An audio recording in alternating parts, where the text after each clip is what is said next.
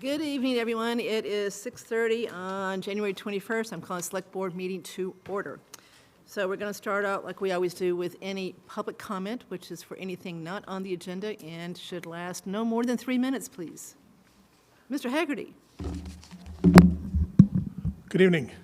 For the benefit of the people watching at home and for the people in this room who haven't returned them yet, your annual census forms were mailed out the first week of January. I would ask you please to return them. You return them by email if you choose to. It costs the town quite a bit of money if somebody doesn't return the census because we then have to send postage-paid, return-paid postcards to every registered voter, and it's a lot of money. So please return them by email. Give us a call if you need a copy, but please send them back. For all of the appointed officials in town, this is the time that the State Ethics Commission requires people to complete the conflict of interest training, which was emailed to everybody. And we haven't had a very good return on that. We'll be sending reminder notices about that. That's all done online now. That's for all appointed officials and elected officials as well. Finally, to all elected officials, your annual your annual campaign finance forms are due. And I will send a reminder notice out again to everybody tonight. We'd appreciate if people send those in. Any questions, give us a call. We're happy to help you with the paperwork. Thank you. Any more good news? One last thing. February 14th, that's the date that anybody can pull nomination papers for any of the 10 offices that will be on the ballot. Okay. Thank you. Thank you, Jim. How are you feeling? Good? Your foot? You're good? Okay. All right. Vanessa, anybody else in the audience for public comment? We might have an issue here. Do we have an issue? Oh. Okay, so no one else? Okay. All right, so our first scheduled item is to hear from the well-known, well-liked Mr. Morris about the Tricentennial Committee.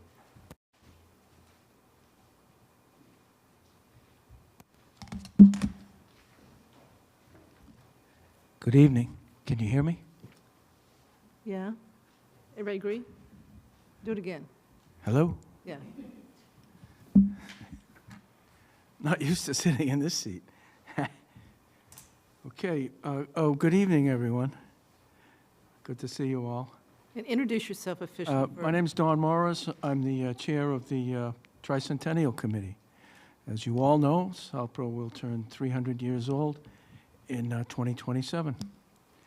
And back in 2023, the Select Board approved a Tricentennial Committee, and as part of that charge, which is dated April 10th, 2023, deliverables item 8, the following update summarizes the committee's actions to date. It requires us to periodically update you on our progress. So, do you have a copy of that in front of you, the report? So we've had 14 meetings, and many or most of them have featured guest speakers with expertise in community event planning. That includes our rec director, Travis, Jimmy Falcone, former Select Board member, and most recently at our last meeting, we had a great meeting with Ryan Donovan, who just left the room. So we're trying to reach out to the different players in town who should and hopefully will help celebrate and do the celebration and coordinate our efforts. We know that Travis is going to be a big help. He already has been at Heritage Day. So 14 meetings to date. We reviewed over 25 recent tricentennial towns, but in 2025, we plan to go back over that and do much more of a focused research based on the events that we feel are most important for our celebration. So we created a list of 125 Southborough organizations. We've developed a townwide survey, the announcement letter, the 300th logo. Do all of you have that? And the tagline, and then the web page. And the survey results are a constant, constantly changing and getting more and more data. We also formed Friends of Southborough 300. It's a 501c3 nonprofit for donations, sponsorships, and fundraising. And Kathy, you're still our 501c3. I'm the treasurer, yes, I am. Yes. And thank you. Janet Maney is on the board, as well as Claire Reynolds. That's your board of the 501c3. But you set it up, right? And I did. we're very, very grateful for that. So as you know, in the last Springtown meeting, the town approved $30,000 for seed money, which we haven't touched yet, and we're not allowed to by the state. It has to be within one year of the celebration, either the year of the celebration or 6 months prior to that. You can start to tap into it. So we're not there yet. However, we do have our own fundraising. We've established a fundraising subcommittee or working group and have been meeting over the last 5 months. And the hard work there, which is an expertise for some people, is these sponsorship packages. And they've been working on that for since almost day one. We also had the Heritage Day celebration where we had our own tent selling commemorative bricks, raffles. The raffles went well, T-shirts, and a lot of information. I don't know if you remember, but it was a really cold and rainy day, and put up the tents, and we were surprised at how many people came by and either knew about it or didn't know about it, but when they left, they did. They knew that the tricentennial was coming. And then we also have started an archive of photos and documents, and the most recent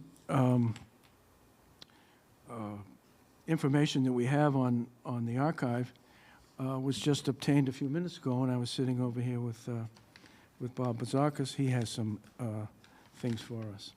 Hopefully what we do is we borrow them, we digitize them, whether it's a photo or a document, and then we give the original back to the owner. So we've finalized the first 5 subcommittees for the major events, although we're planning to have events in each of the 12 months of 2027.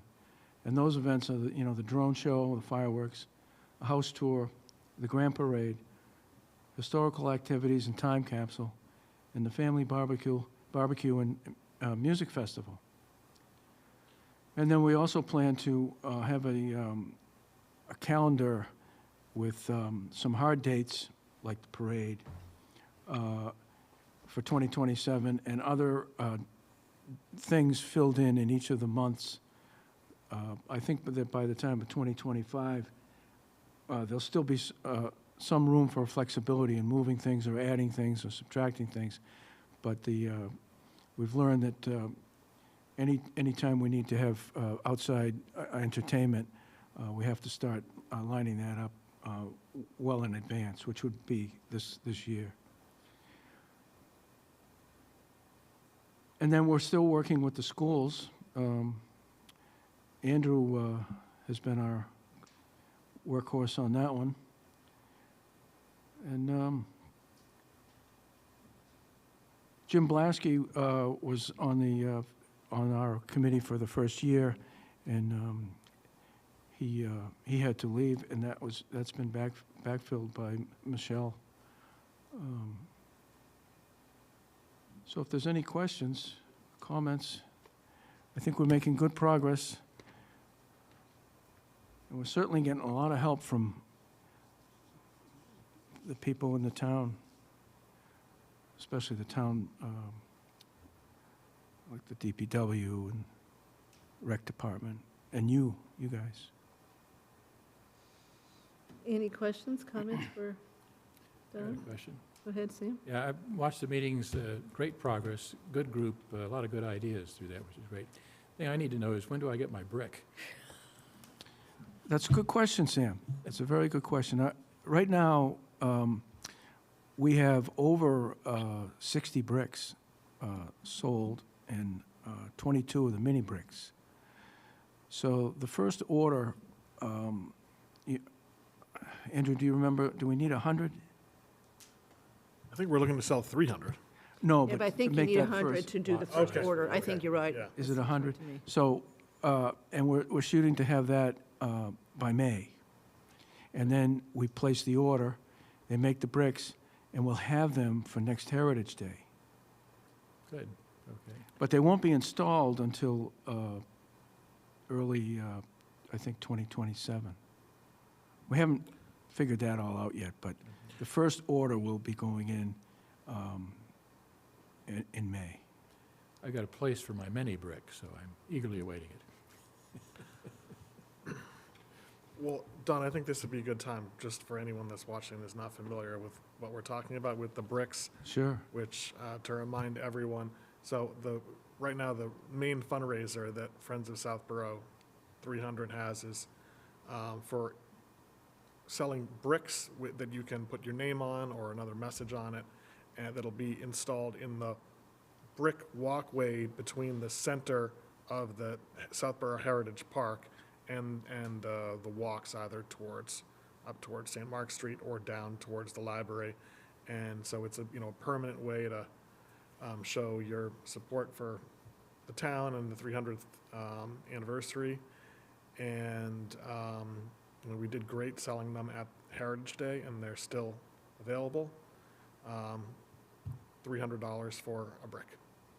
Right, and I've got one, and I hope a lot of other people here do too, so I hope everyone considers. I'm doing 2, and they're Yep. coming, so I was the first one to order one. I know you were. I agree. You were. Yeah. You were. I was hoping they'd be. And we did have a couple, I don't remember who it was, did we have some people that stayed at the transfer station to sell some bricks? Yes, Okay, yeah. yeah. If They- someone gets they- one, we should Hardy do that souls again. to sell them during the winter. They stole Sam's place at the transfer station that day. So we should do that again when it gets warm. But adding on to the bricks, Andrew, thank you. If an organization can get 10 people, 10 bricks ordered, the price goes down from $300 a brick to $250. So there's some incentive there for an organization to get people to buy them, and they're less expensive.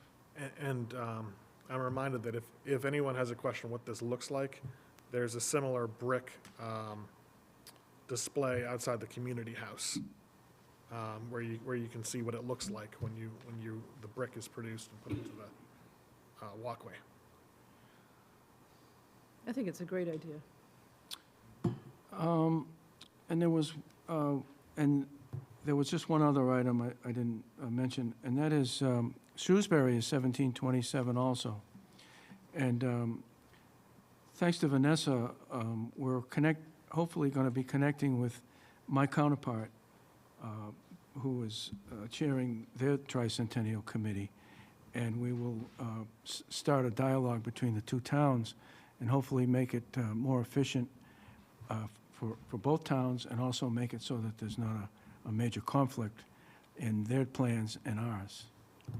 So, Looking forward to that. Did they predate us? what's that? Did they predate us I don't think so. I think they're later in the later year. in the year? Yeah. So that's a good idea, Sam. We're the senior. We were club. first, Yes. right? Yeah, we're a little bit older than they We are. get to march first in the parade then. Good. Yeah. Oh, and also, just wanted to ask, this is update number 2. First update was last July. Is this acceptable? Is this okay, what we're doing? Do you want more frequent updates? Hopefully not, but at least twice a year? I think it's fine. We've got Andrew on the committee, so I think that anybody want more than twice a year? The meetings are, Yeah. available to watch if people are interested in each meeting, so. It sounds like a pretty good, I've Sure. always found that when I've been on the board, it's helpful for a committee, almost every committee, just come and talk to us, 1 or 2 times a year. Even if there's not that much going on, just kind of reminds you of what you're doing, and so. Or not doing? And I And in this case, it builds, support for the Yeah. event coming up here, so you sort of want to build to it. right, I think as long as we keep talking about it, more people will learn about it, and as we get closer, you know, there's always, it's human nature that you wait till the last minute and then, oh, what can I do? And you can't, for some of these events, it would be okay, but for others, it's fully planned and launched, and money has been spent and way in advance. So just to kind of maybe put the coda on the bricks, the Friends, the 501c3 is a charity, so anything that you donate to that entity, whether it's to get the brick or to do anything else, you can do something less, $100. It's a charitable contribution, period, federal and state. So if you don't want to do the brick, then you could do something less if that suits you, but they are. T-shirts, we have T-shirts. Right, so Yeah. any amount is welcome. It doesn't have to be the $300, so. You know, Don, I just wanted to say, Jenny Martins knows how to raise money. She's good. That whole fundraising group is really good. My job has been so easy. Patty Fiore has just done yeoman's work as far as keeping track of everything and tying things down. But it is a really good group as far as the packages they put together for some bigger sponsors. So we're lucky.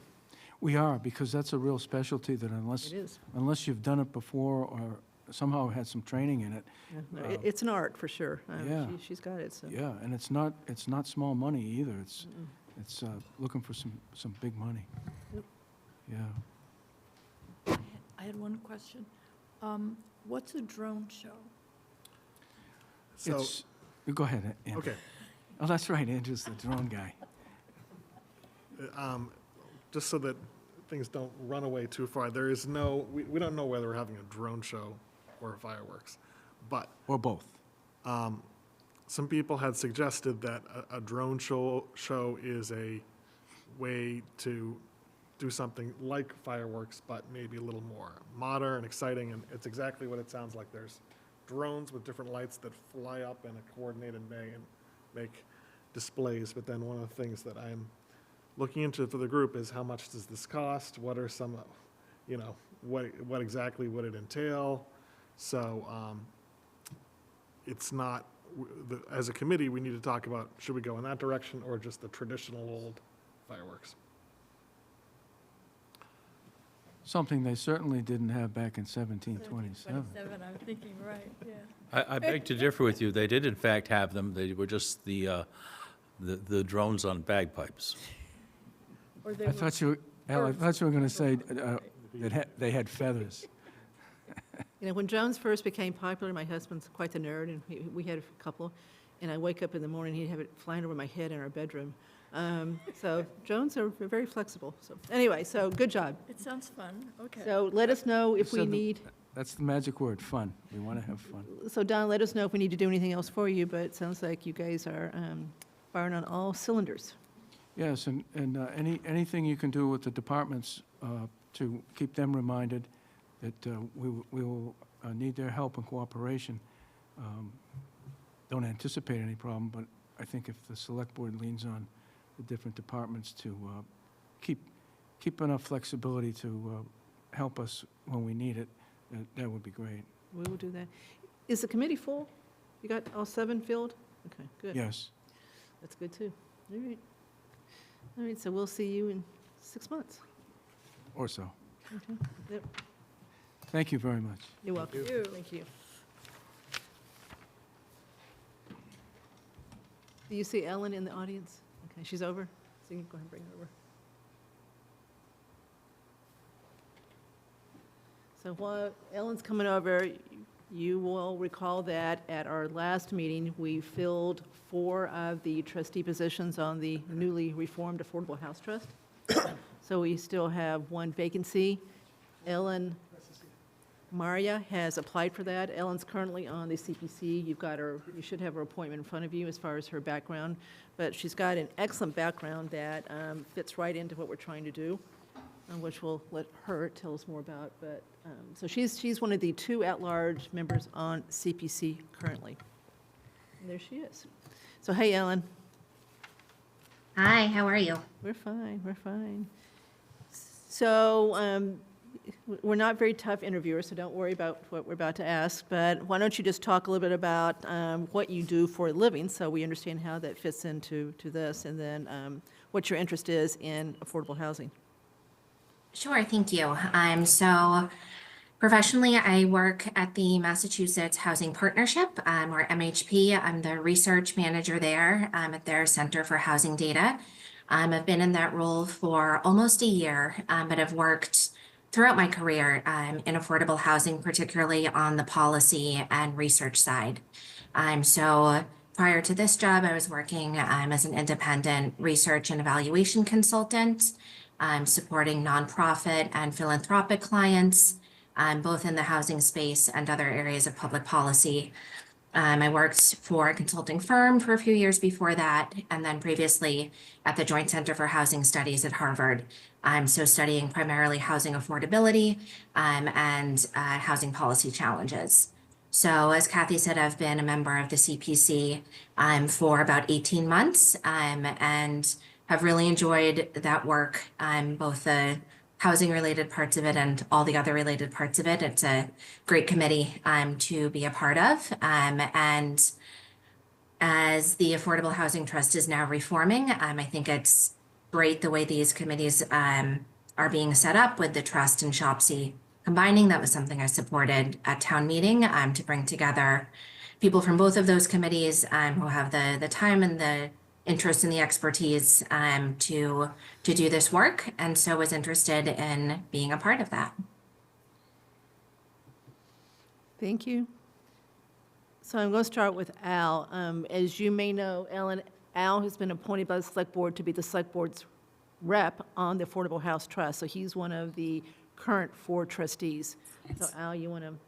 Sure. I think the big question that exists is whether you can serve on both the Affordable Housing Trust and the CPC at the same time. And Kathy, you know more about this than I do. All right, so we jumped the gun a little bit on this one, but, okay, so Ellen, long story short, the CPC bylaw states that if a committee that's supposed to have a rep on CPC goes out of existence, like SHOPC has, the Select Board has the ability to replace that committee, which we're going to do tonight. We're going to discuss having Affordable House Trust replace that committee. And therefore, the Affordable House Trust will have a rep on CPC if we vote positively later on tonight to do that. The bylaw also says that one of the 2 at-large positions cannot also be on one of the designated committees. So if you were to be appointed tonight to the Affordable House Trust, and you wanted to stay on CPC, then the Affordable House Trust needs to appoint a rep to CPC, so you would have an opportunity to be that rep rather than being an at-large member. Then if that were to happen, the Select Board would then have an open at-large position they'd have to fill. Does that make sense? Yes, it does. Yeah, thank you. So the question is, do you want to stay on CPC also? I would, yes. Okay.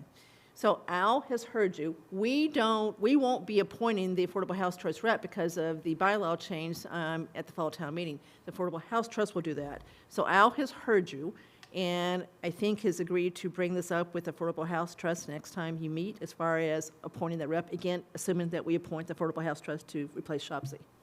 Yeah, there is a meeting Thursday night. I've got to double-check the agenda and see whether it's on it, but we are also planning to meet probably next week to sit down with Habitat for Humanity, hopefully. So I've got it, but yeah, So sometime very shortly. You'll take the lead on this and to make sure they. Yeah, I will inform the chair. Okay. I'm no longer chair, thank goodness. And so the other question that I have is what would you like to see the Affordable Housing Trust do? And how do you feel about transfer of funds from the CPAC to the Affordable Housing Trust? Sure. So I think it's an answer to kind of both of those questions. I would like to see the Affordable House Trust go through a planning process that with this opportunity of a new group of trustees, also coinciding with Southborough's housing production plan expiring in 2025, I think this is a great opportunity for the trust to spend some time thinking about what the goals would be, what the strategy should be, and that would then in my mind, naturally lead to a CPC application, and which that was my hesitancy around the current Affordable Housing Trust application before the CPC, and I think shared by some other CPC members that trying to get a better understanding of what the trust, what the vision for the trust is, that we understand what the trust is allowed to do by law, but that's not necessarily the same as what the trust wants to do, what the trust thinks that they should do to best support the town. So I think that starts with a planning process, really for the sake of laying out specific goals and strategies, not for the purpose of planning for the sake of planning. But there's a good bucket of money in the trust as well as in the CPA fund. And so I think the trust has an opportunity to really spend that money in a way that can impact the town and really help move affordable housing forward. Thank you. Marguerite? This is just a question for my own information. Is the amount of funds in the CPA piggy bank at this point equal for recreation, trust, open space, and what's the fourth one? Historic. Yes. No. What's the difference, please, just for my own information? Not even So I close. don't know the totals off the top of my head. There's more money in the affordable housing bucket, sort of how we refer to the different categories. There have been more project applications for the other buckets over the years. The historic bucket is almost entirely spent down and is supporting bond payments on previous projects. There's more money left in the recreation bucket, and then there's still kind of the general bucket that can be used for all projects after those 10% set-asides. But so I know we have the current Affordable Housing Trust application before us, but this is only my second CPC application cycle. But my understanding is that there haven't been many applications before the committee in the past, so there is still money in that bucket. Okay, so the applications that come to the CPC, will they be coming from the Affordable Housing Trust now, or how is that going to work exactly?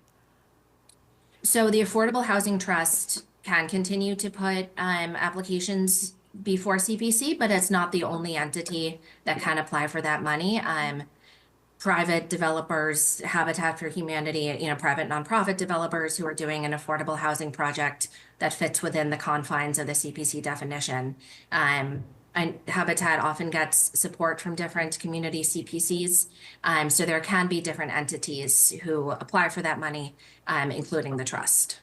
Okay, so far it's been my understanding that the affordable housing section of the CPA money has been fairly dormant. Is that accurate? Yes, I would agree with that. And That's why it's got so much money in the bucket, Marguerite. yeah, exactly. So I'm just wondering what your thoughts would be about sort of taking advantage of that. Yeah, so I am in favor of using that money for as great an impact as we can. And I think it's important that the trustees collectively agree on what that impact should look like. There are, a lot of allowable uses of that money. Buying single family homes, buying down rent payments. It can go towards leverage funds for a much larger project that's done in concert with a nonprofit developer, with the state. And so kind of my top priority would be impact that fits what the community needs and what the community wants. But I think it's would be one of my main goals as a trustee to come to a collective vision of what that impact should be. And Ellen, my last question, is there any provision within that the funds be used as to lessen people's real estate taxes if they are in need, to make their house basically more affordable tax-wise? No. Yeah, I don't think so. I know there are Thank you. different, yeah, that's to the best of my knowledge. Sam? Thank you for applying. I think your background is ideal here, and I'm excited about the possibility of you're helping us find more ways to leverage the money in the trust fund, because I think it is unlikely that we're going to be able to ever have enough money to buy single-family houses out there and make any impact. So I think to the point that you just made, your exposure to what's going on in the state with some of these projects, I think would be very helpful to find developers who are interested in coming in, and maybe we can put together deals where the town has property or land that we could provide and some money to sweeten the deal for a developer and wind up with many more units built that way than we could afford to build on our own. So I think that's the opportunity, and I look forward to your helping us make that come true. So thank you. Thank you. Andrew? Ellen, thanks for agreeing to serve on this, on the new Affordable Housing Trust. 100% support your appointment, and just kind of to join the conversation about the CPC funds. You know, this has been going on for years and years and years, so I just have some, you know, impatience that's built up over the years, because you go back 2 or 3 years ago, and Shopsy's position at that time was, we just want to get the money transferred, no strings attached whatsoever, and then it just evolved over time into this more complicated position. But I understand that what you're saying makes sense to me, that it does make sense for the new trustees to get on the same page about, you know, how do we want to use this money? Like, I thought that one, you know, Al, when you made a presentation to us about, you know, the different options that we don't have to just use the money to try to build, you know, buy single-family homes. You can use it for rental assistance, et cetera. I thought that was a, you know, a good discussion that could be had. So look forward to the trust kind of coming up, getting all on the same page about, you know, a focus of how you'd want to use the money. And then I still think of the goal as to get a kind of an annual funding mechanism for this trust so that it can really make an impact going forward. Because, I mean, another thing we found when we kicked around a bunch of options is, you know, we were looking at projects that would, in and of themselves, come close to just depleting the whole trust pretty quickly. So I still think you want to be able to pursue opportunities like that, but still have a mechanism to get a source of funds going forward. Absolutely. So Thank you. Ellen, thank you. I'm really, really, really happy that you want to do this. I know you're going to be a great a great addition to the trust. So I don't have any questions. I am just so happy she's willing to do this and stay on CPC also. Okay, so any further questions before we take a motion? Andrew, you want to come up? Oh, sorry, Al. Just the trust, in fact, is going to be talking about its vision of a mission on Thursday night. And so you'd certainly be more than welcome to attend, whether you've been sworn or not. And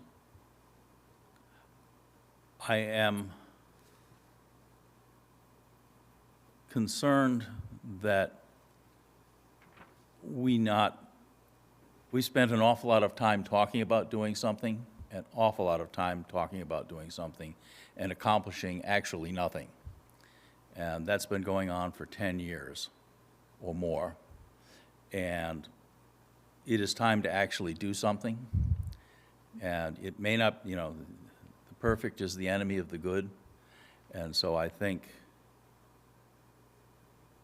we need to start actually doing something. And so I would not want to engage in a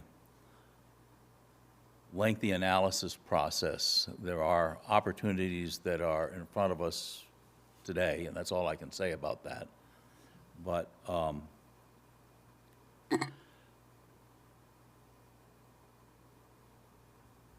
the time has come to actually do something, not to, you know, not to hire consultants to develop another plan. The time is to actually expand the stock of affordable homes and affordable housing in our community, and to actually put the powers that exist with the trust to work in a positive way. So with that, if there's no other discussion, I would move to appoint Ellen as a member of the Board of Trustees of the Affordable Housing Trust Fund. Term to expire. So remember what we did last time. You know, the term could be no more than 2 years. We appointed Al, and we did 2 people for 2 years, and we did 2 people, including Al, for one year. I think Jesse was 1 year, and Doug and Paul were 2 years, I believe. So the question is Ellen 1 or is she 2? You're either going to have 3 that have 2 or 3 that have 1, right? So Two. I move. I would think that there's no sense, 2. 30 to 26, I think is the right. We're going to do this, let's proceed. Okay. Yep. Okay, so the motion is to appoint Ellen for a term to end 6/30/26. Second. Correct. Okay, all in favor? Okay. Unanimous, Ellen. 5-0. Yep. Get So now, sworn in quickly. Ellen, do you think you can get sworn in before Thursday night? Yes, I can go tomorrow. Okay, all right. Good. Good.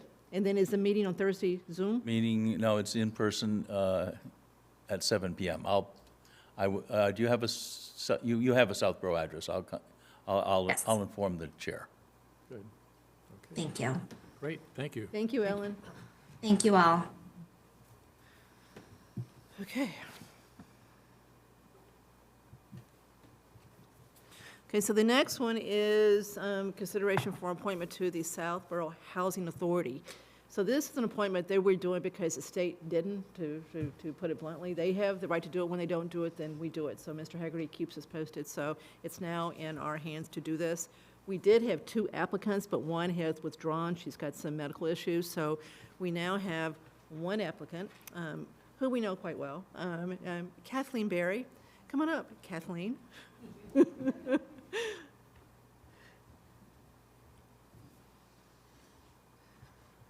Hello. Hello there. Hello there.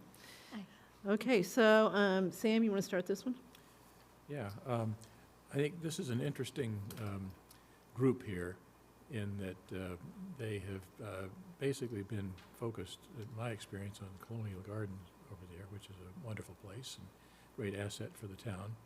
But in theory, housing authorities can actually do other things. And I don't know exactly what else is out there necessarily, but we have new management. I think we're working with the Framingham Housing Authority now. It sounds like that's going pretty well as far as I've heard. But I think it's always interesting to talk about what else might we do with that, because we clearly have a great need for housing in town. And more of that kind of housing, I think, could be very helpful. So I would encourage you to look in that direction with the rest of the group. And I'd ask you anything else on your agenda that you would be interested in doing in this position. Well, I did speak with John Wood and Bill Scanlon. I know that when Bee was going for it, we had a little round table, as we always do when she comes. So it was super interesting. I did read a whole year of minutes, so I know I can come back. And you're still awake? I was Wait a minute. awake, yes. Yes. Be careful, you'll be the one doing the minutes. if you don't watch it out. Yep, I can do those too. But I think that I bring the municipal background. I'm very familiar with the RFP process, budgets, all of the financial part, and payables. I think what opportunities we have, like I would love to collaborate with other boards and committees who would like to. I'd have to get my feet wet a little bit and maybe attend a few meetings first and see where people want to go. I know one of Bill's right now, his biggest concern is just quorum. So I can get there on Thursday. But I'd love to expand this. We obviously need more of this type of housing in Southborough. And I think, I've been there. I do deliver the lovely newsletter there. So I think it'd be a great opportunity to even, create a bridge from here to there and make them more a part of the full community as opposed to just their own little community in Colonial Gardens and where else. Good, thank you. I agree. Appreciate your applying. I support your nomination here. Thank you. I think you'd be great at this. Thank you. Al? I second that. Andrew? I don't have any questions. I think it's great that you're doing this as well. I also have any questions, and I want to also say that John Wood did call and supported Katie's nomination, so he would like to see her join him on the Southborough Housing Authority. All right, Al, you want to make this motion? I move that we appoint Katie Berry to the Southborough Housing Authority for a term to expire January 20th, 2030. Ooh, that's a long time. Second. Was there a second? I second it, yep. Okay.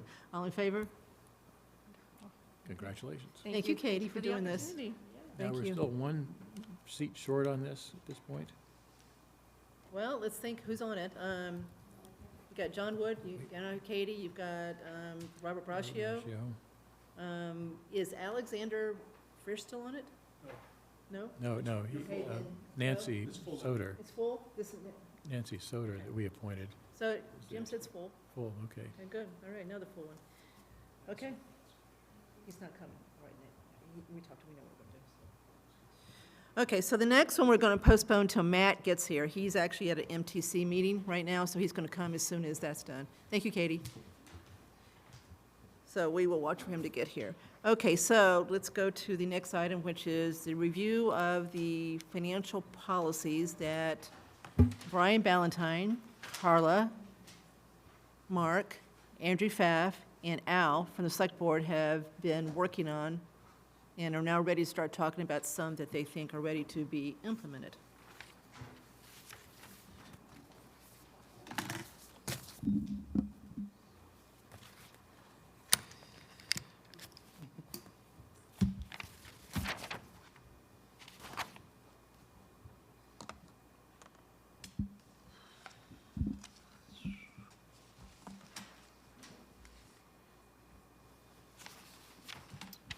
Okay, so here we go. Yeah. We don't have all of them here this evening. As you know, there were 18 policies that were sent to us by the Department of Revenue a few months ago.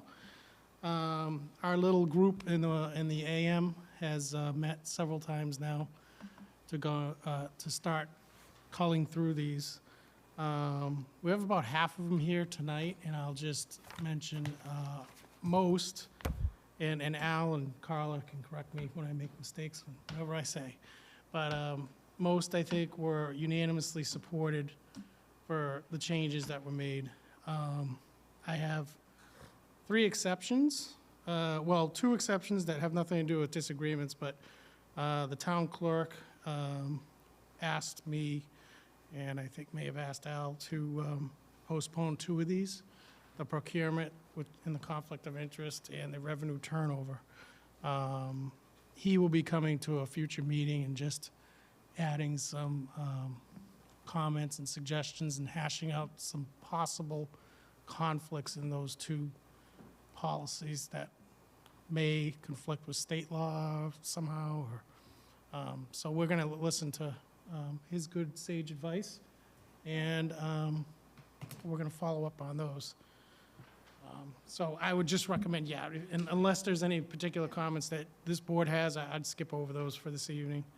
The other is the debt. I'm going to say that to last. I actually have an addendum here for that.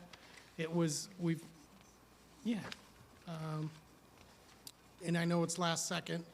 I think tonight, my goal with that at least, and maybe Carla and Al agree, is to at least start the conversation. We never intended on that being that's a huge topic, and we never intended, I think, on probably getting through that this evening. So that's just something we had talked about at our last meeting that we,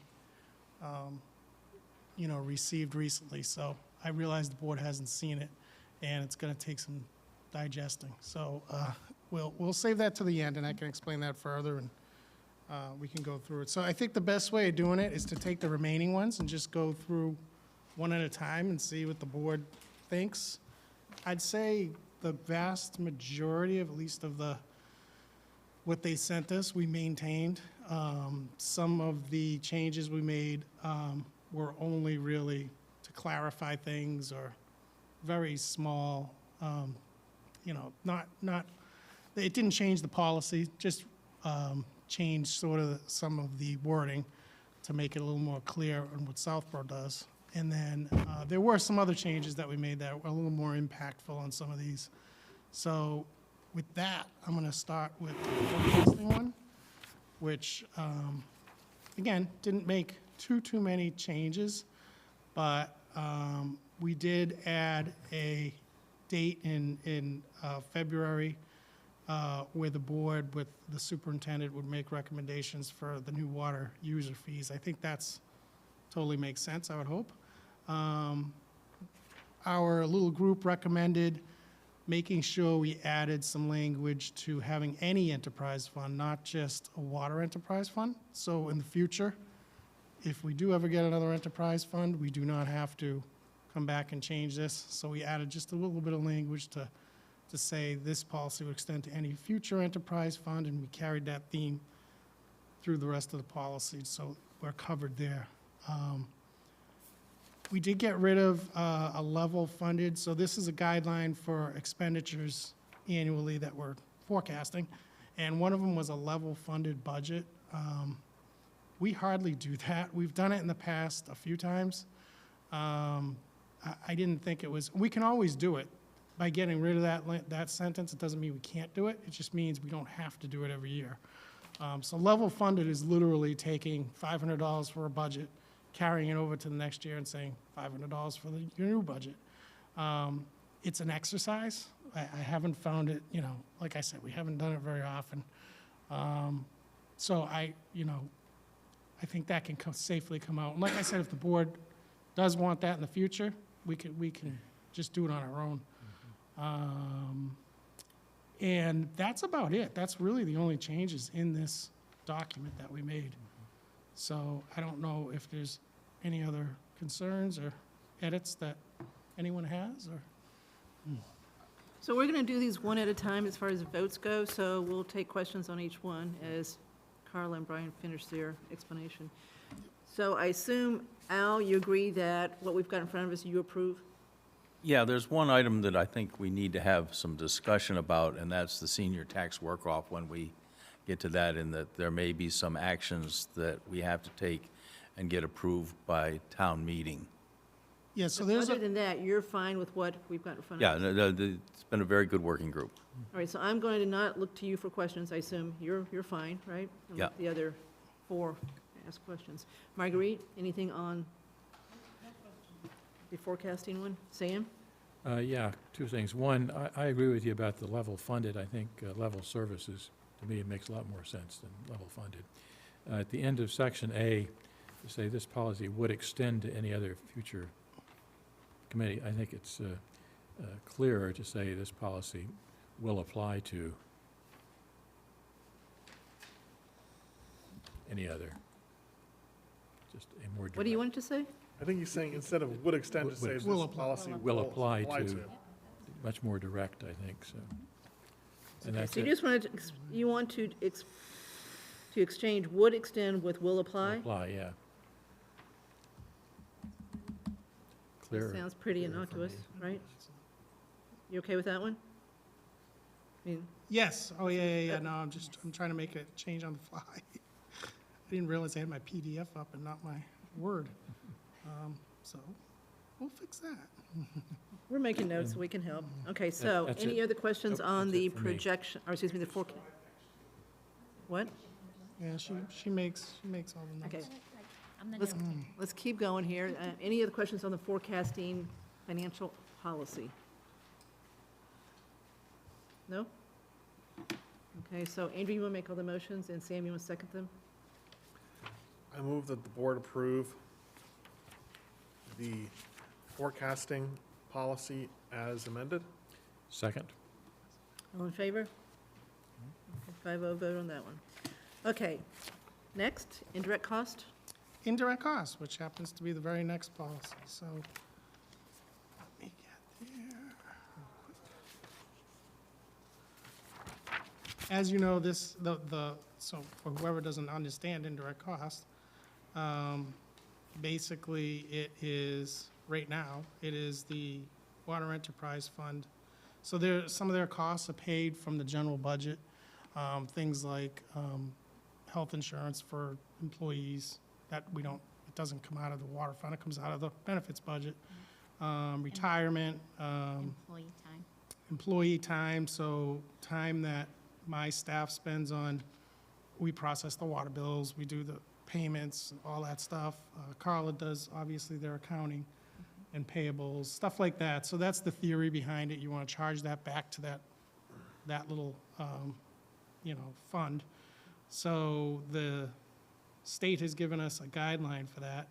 We started off several years ago when we first did the water fund. There's guidelines out there readily available. They're like anything else, every town's a little different how they approach that, but I thought this was a decent policy. Again, we started by changing some of the wording just about the enterprise fund and trying to, again, address the issue that it could be any enterprise fund. So we made some wording changes that you probably saw on those things, I think. And the biggest thing is we kept, I mean, these are the big categories that they gave us: health and life, Medicare, retirement, the audit. I added workers' comp and property insurance, because that's a fairly large bill that we have every year that could, you know, certainly somewhat should be charged back to them. So that's just a new category, and I think it's pretty fair. Some towns use this as a method to try to bolster their general fund. So they try to put everything in here they can, and sometimes it's a little bit of a money grab.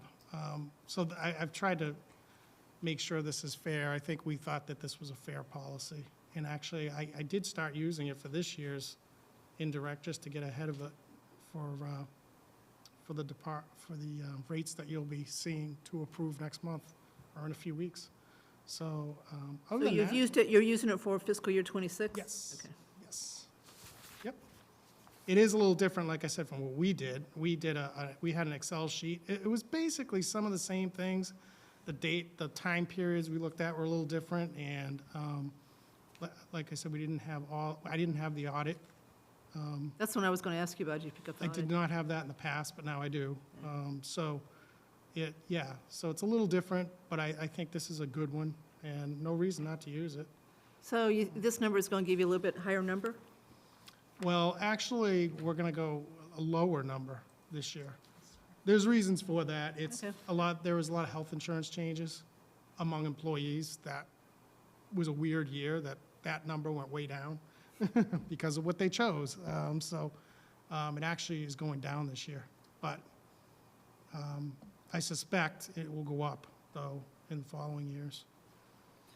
I think it's probably important to throw out why they are making sure we say any enterprise fund. There is some discussion.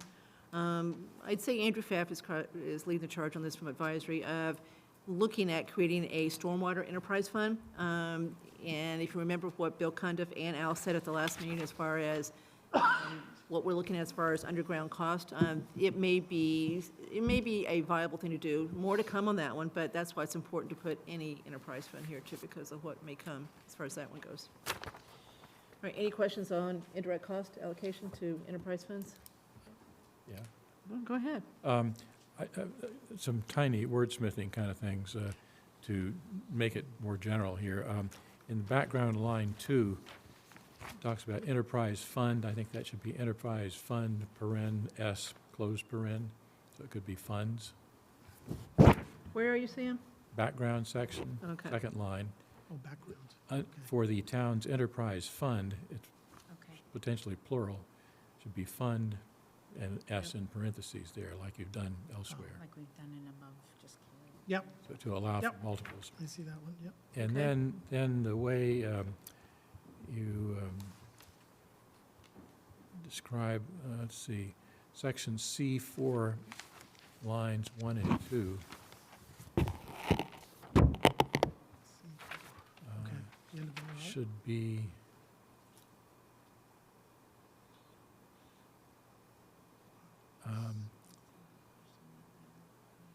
the proportion of the enterprise funds, let me just, Probably want an apostrophe after the funds. enterprise, yeah, funds, S apostrophe. deep apostrophe S. Yeah, It's S apostrophe, because you could have, it's plural. It's going to be It's plural. S Oh. apostrophe. Let me look at that again, I didn't think so. Well, if you want a singular fund, yes, but if you Where is want it? to have the Enterprise. proportion of enterprise funds, plural, Proportion of annual net of debt budgets, enterprise. Yeah, Okay, Yeah, English major, we're calling on you. Okay. Okay, so there could be more than one fund, Marguerite, Yeah. so don't we need apostrophe after the S, and don't we need to say annual net of debt budgets? And let's not spend the whole night on this, please. Apostrophe instead of apostrophe after the closed parenthesis. How about the proportion of an enterprise funds possessive? Oh, Ann, Proportion of an enterprise, F-U-N-D apostrophe S, Ann. Which is fine, too. enterprise Okay. funds annual, Yep. okay. All right, got it, what else? Then section C5, line 1, I think it should be an enterprise funds possessive. And instead of any. And C6, line 1, for an enterprise funds possessive. Okay, apostrophe. so 5 is the proportion of any, of an enterprise funds Funds. annual, right? See Yep. that, guys? Apostrophe S. Okay, what else? Same thing, line C6, line 1, section C6, line 1, for an enterprise funds possessive. Okay, And that's all the strategic input I have for that one. Is that right there? have we got those very substantive changes? Instead of water, Water-related, yeah. yeah. Okay, Probably 'cause all right, it's Andrew? I move that the board approve No, the hey, I'm sorry. I just have one, just nitpicky. Wait a minute, I thought that was my department. No, I understand, look, but, you know, accuracy is important. I- go ahead. I don't under like being A- preempted. Cost categories. Yep. The second bullet, third sub-bullet, there really is no town administrative department, so you should probably make that select board, which would encompass it. Select board is a department. So personnel administrative services provided by the select board. Got it? Oh, I just select. Yeah, select board department, so because the select board is a department. Really? Town Okay. administrator is Select not. board department. It's more accurate. But I appreciate the nod. All right, boy, we are picky. Okay, Andrew? If you're going to do it, I move that the board approve the indirect cost allocation policy as amended. second. All in favor? Okay, that was down. Next one is, we're going to do other OPEB, so OPEB. OPEB liability. Okay, moving right along. OPEB, my favorite. Again, this is one that I didn't really, or I keep saying we didn't have too many changes to. So I added, or we added, assistance from the town's employee benefit advisor for, you know, assessing on an ongoing basis the healthcare cost containment measures and strategies. I think that's prudent. The funding strategies, again, this is going to keep coming up, this enterprise thing. So we struck water, left just any enterprise operation and the appropriate department head instead of a water superintendent. And then at the end, added any other appropriate fee, and kept water user fees or any other appropriate fee. That was it. The rest, again, the DOR recommended setting at 10% of annual free cash goes to the OPEB. We've been above that. So I don't think that's a benchmark we need to worry about. And even if we do, it's probably going to be very minimal. So I think we're fine there. The only other thing, I did strike, the Medicare D reimbursements, as my understanding is, we don't have any plans that applies to. And transfer of unexpended balances from insurance line items. We typically use that and have used that in the past few years if we need any kind of assistance at the end of the year for interdepartmental transfers, thank you. And if it doesn't, it just goes to free cash, so. That was the Okay. changes there. I'm going to start with Sam. Okay. I do have questions about most of these, actually, amazingly. Go ahead. In the same bullet points that you struck the Part D Medicare reimbursement thing, The first one, there's appropriate at least 10% of the annual free cash certification to OPEB trust fund.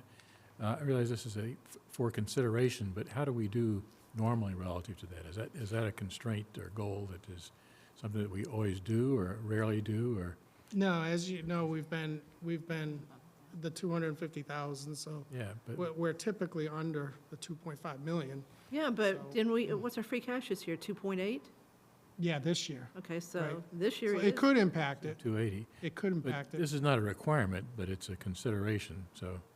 Well, yes, yes. So, So a side comment on all these in general, as we go through them, especially the debt.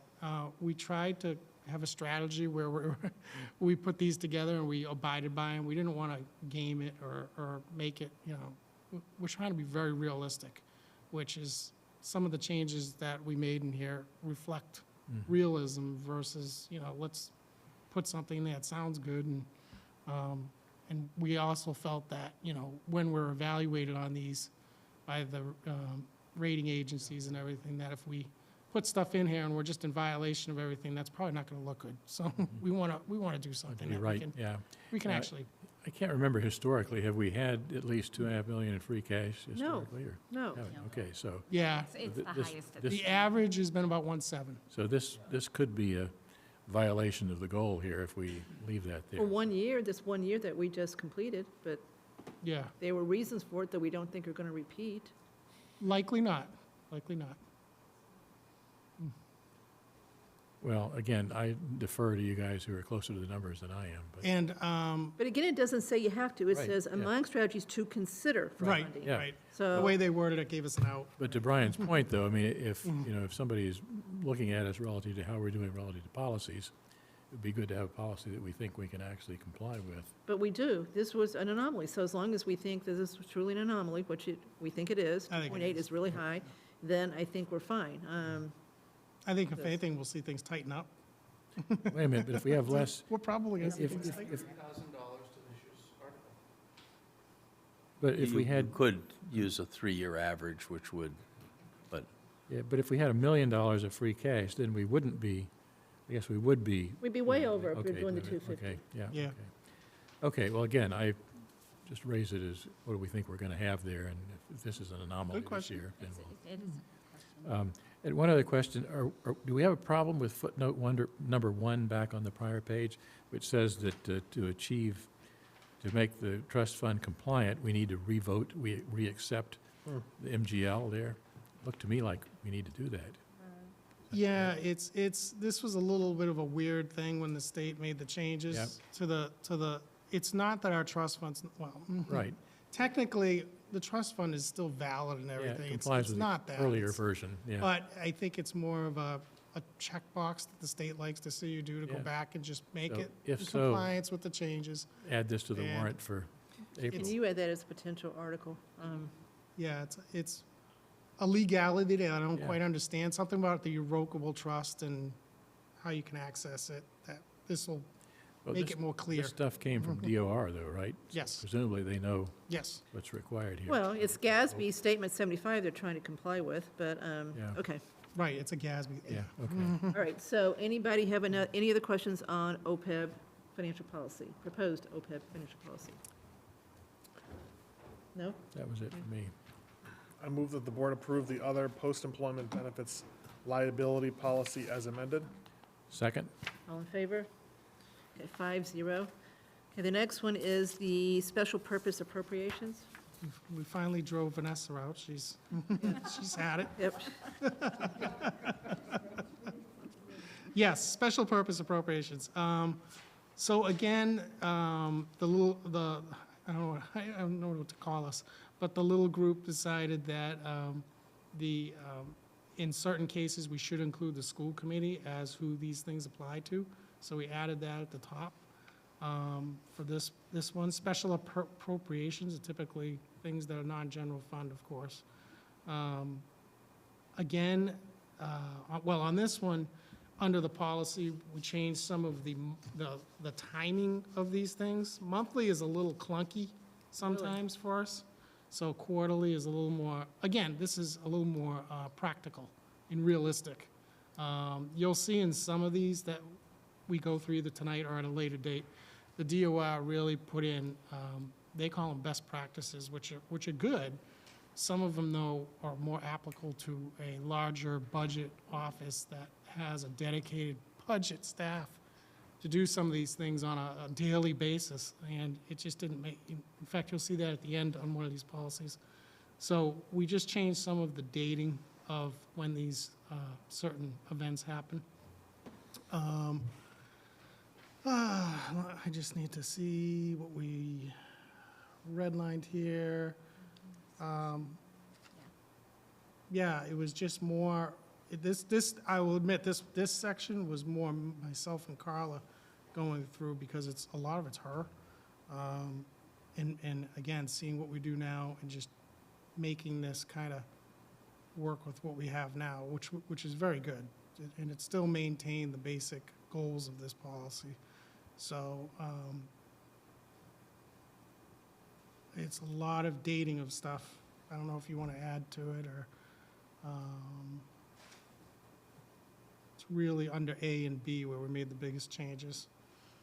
So what's different about what, I mean, you already do this, at least for town meeting, to see what we can close out, right? So Yep. now you're just going to do it quarterly?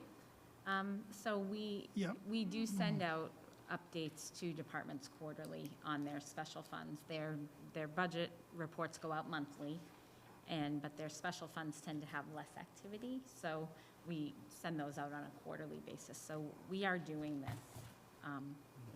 Wouldn't be anything different in that would impact. Yeah, and it kind of they didn't quite understand our process on this one a little bit, because obviously it says town administrator and finance director will refer to this detailed spreadsheet that we maintain and do things with it. That's really her purview in her office. She maintains all that. I certainly have access to it, but I don't do that. So we wanted to make it more what we do. If it was an improvement, I'd be happy to put it in there, but it's not, so.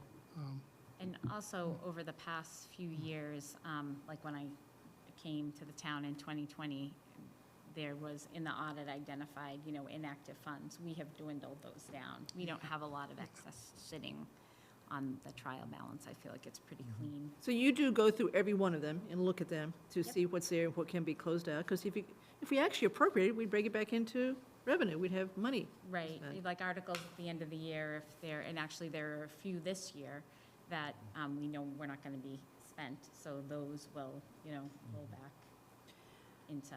So let me ask you this question. How does this apply to trying to get CPC to close out their projects? There was a line in there about that. I don't know if it does apply. I mean, I've asked, and I've been told that they're working on it, but I don't know, they're not in a elected board, but I don't know if this gives us. There's a line in here about it. Yep, Madam Chair,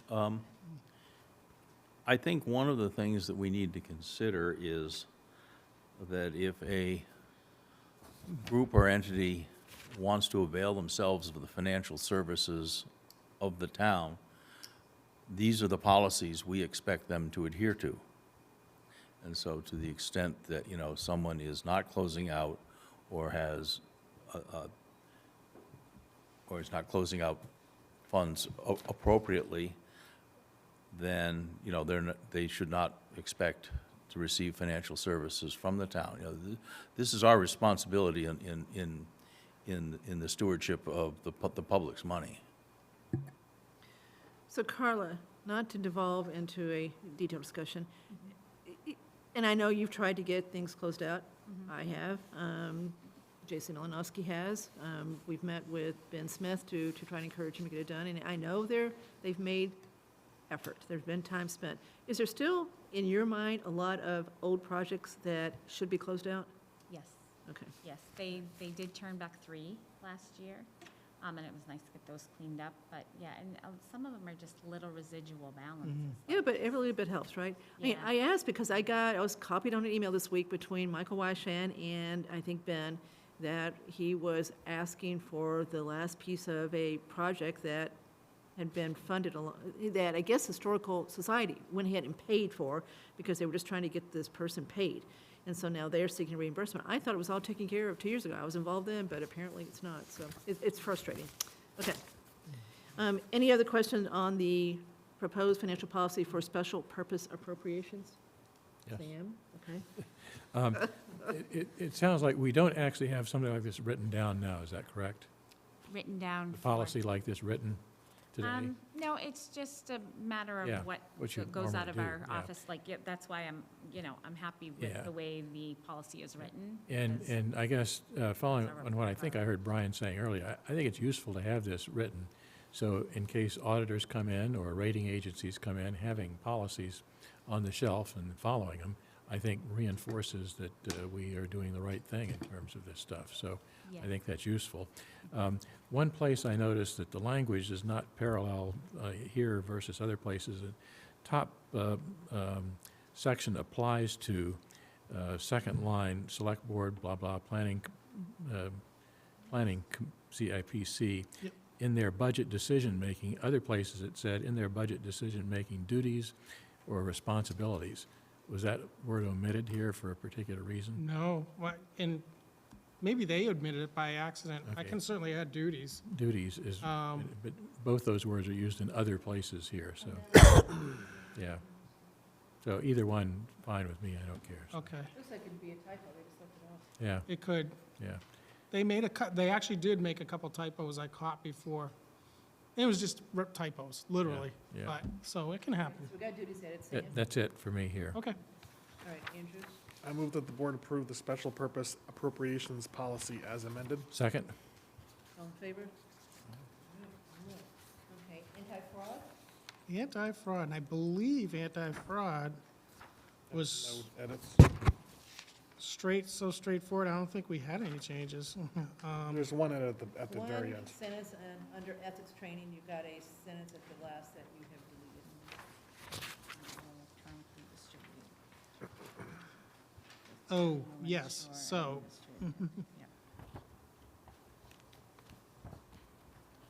yes, Said we the did, town we did. Mark, have you take that out? No, no.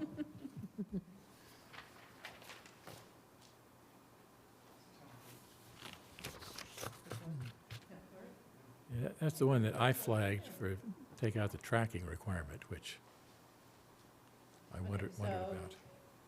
Everybody agrees with that last sentence being taken out and then electronically distributed, that sounds good. And I had a question about if we require it, why aren't we tracking it? Well, Jim, town clerk already does this, right? I mean, you know who's taking the ethics training. Yeah, this was a little bit of a duplicate, I thought. Okay, So Jim, in the policy right now, there was a section on ethics training and acknowledgement. There was a sentence at the end that the group had removed that said the town administrator or his designee will maintain a database to track the status of all acknowledgements and employee trainings and will follow up with those who are not compliant with either requirement. That's been your bailiwick. The question is that accurate if you change town administrator to town clerk? I'm sorry, I wasn't paying attention. Is this under whistleblower, page 15? No, this is page No. 15, ethics training, so we're under. Right. the- Yeah, I'm asking that entire thing be stricken, and I'll work with your group to come up with it, because it's contradictory. There's a lot of things that are wrong with that. But this is not the one you said hold. Well, I meant you to hold under ethics training acknowledgement, I'm sorry, page 15, under section H, whistleblower. right. That ethics training, and that whole entire thing needs to be stricken and rewritten. I have 6 different comments on it. I'd rather do it in your group than here. Okay, but you This is- wanted us not to vote on 13 and 16, procurement, conflict of interest, and revenue turnover. You didn't say anything about anti-fraud. Okay, Anti-fraud. I don't know the cover page, but I'm on page 15 Brian's memo. Okay, Page 15, section H, whistleblower, check that, section I, ethics training and acknowledgements. That's the one I'd like you to hold, okay. okay? Okay, And then so- on page, under the reconciliations, starting on page 20. Wait a minute. Let's just stop with this one. Okay, so this is anti-fraud, so we're going to hold this one, Hold this one, right? yep. And Jim is going to work with you to Yes. get this one. We can rewrite this thing to make it, because right now, the way it's written, it conflicts with instructions and deadlines and the way the State Ethics Commission reports these things. So this one's 95% done. Yeah, it's an We'll easy just- fix. We'll but- get that last paragraph fixed up. Yeah, we'll get it squared away. Okay. Okay. Okay, so we're not going to vote on anti-fraud. Okay, next one is grants management. Grants management. And again, this is a little self-explanatory, grants management.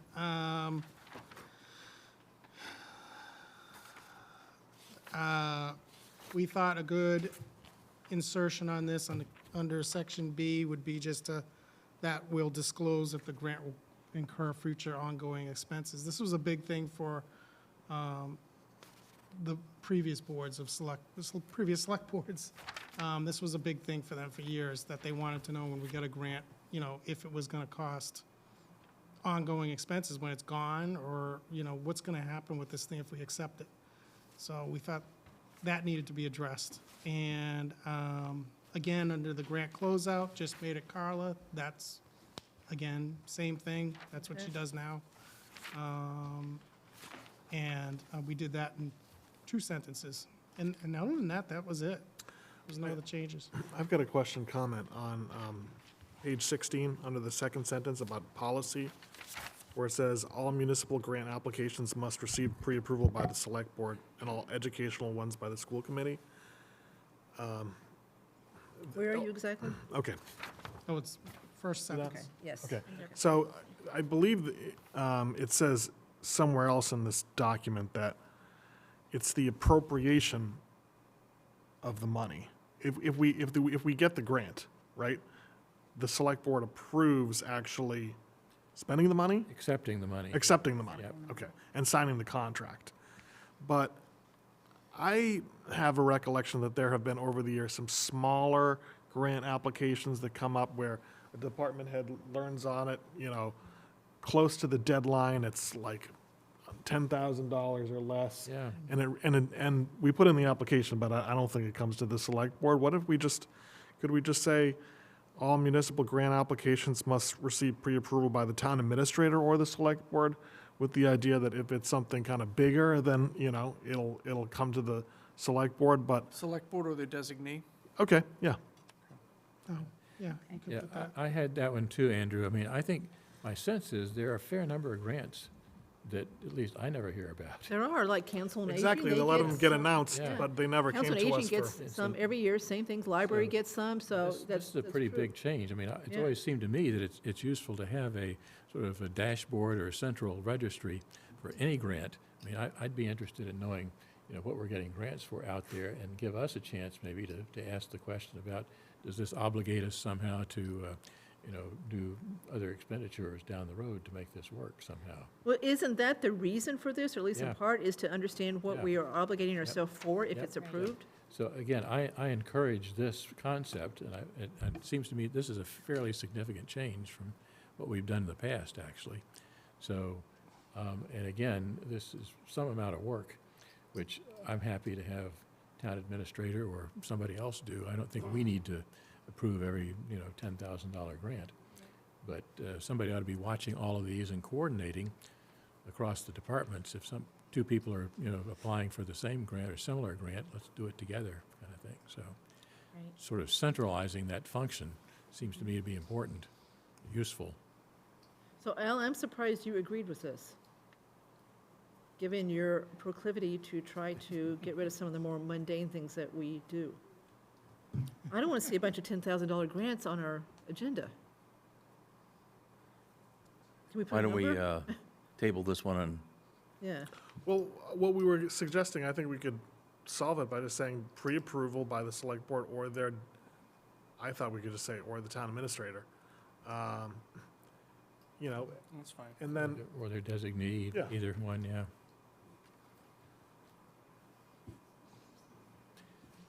well, then you say, then when are we going to, so I think that leads to the next question is, well, when are we going to have the designee do this versus us? So, boy, Yeah, I'd recommend that we table this one and okay, go through it again. And talk about accepting the Can't hurt. money, too. We are not on any time crunch here. nope.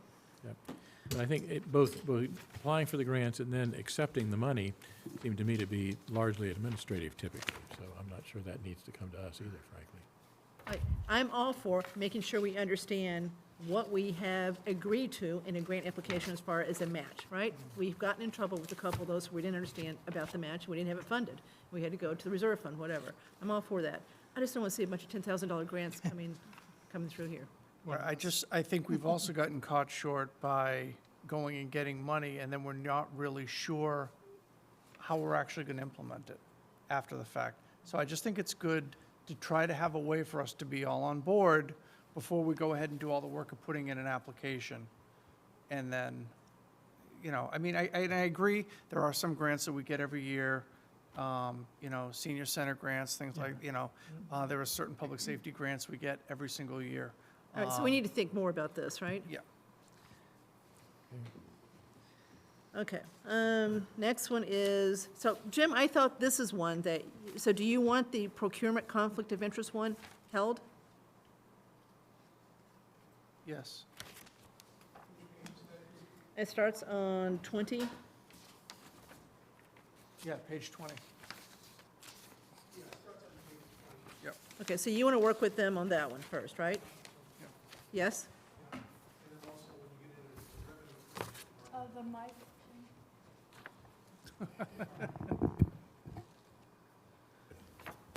Yeah. Can I just come up for a second? I feel like I'm recording here. You want to record the witness? Yeah, absolutely. You can approach the bench.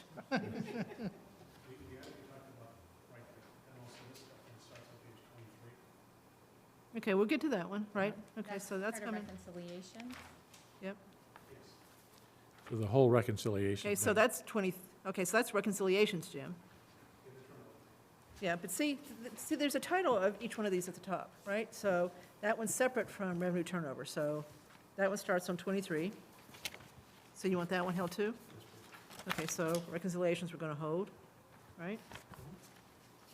Okay, but while we're at it, Sam, do you have any edits to these as far as wordsmithing, so we can get that done too? I have questions about the procurement Yeah, reconciliations. well, so let's go and discuss them, so we get maybe our questions out of the way. Okay. Okay, go ahead, go back to procurement. On procurement, just a question of process. Do we actually have confidentiality agreements with everyone who actually deals with the procurement process? Confidentiality. It talks here about confidentiality agreements. So in fact, somebody who is evaluating proposals for procurement from vendors, for example, keeps their bids confidential until the grants or contracts are awarded? So we don't do that. No, we don't do that now. We do, obviously, bidders are required to sign the required forms for Okay. non-collusion. But the policy says like we that. should here. Yes, So- so that would So be we're a adding a change. policy So here. that's Yes. something new, okay. Mhm. Yep. Are we also going to then require contracting staff to disclose, quotes, relevant financial interests, which is required for people who are involved in contracting?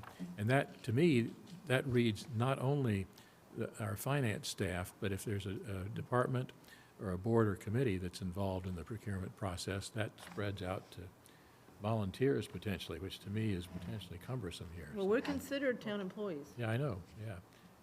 But,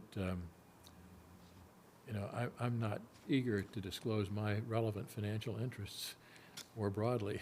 I if think, don't have to. what this is getting at is it's just echoing the same kind of conflict of interest Yeah, rules that, there's some common sense that, like, if you hold stock in this company, yeah, you should not be evaluated.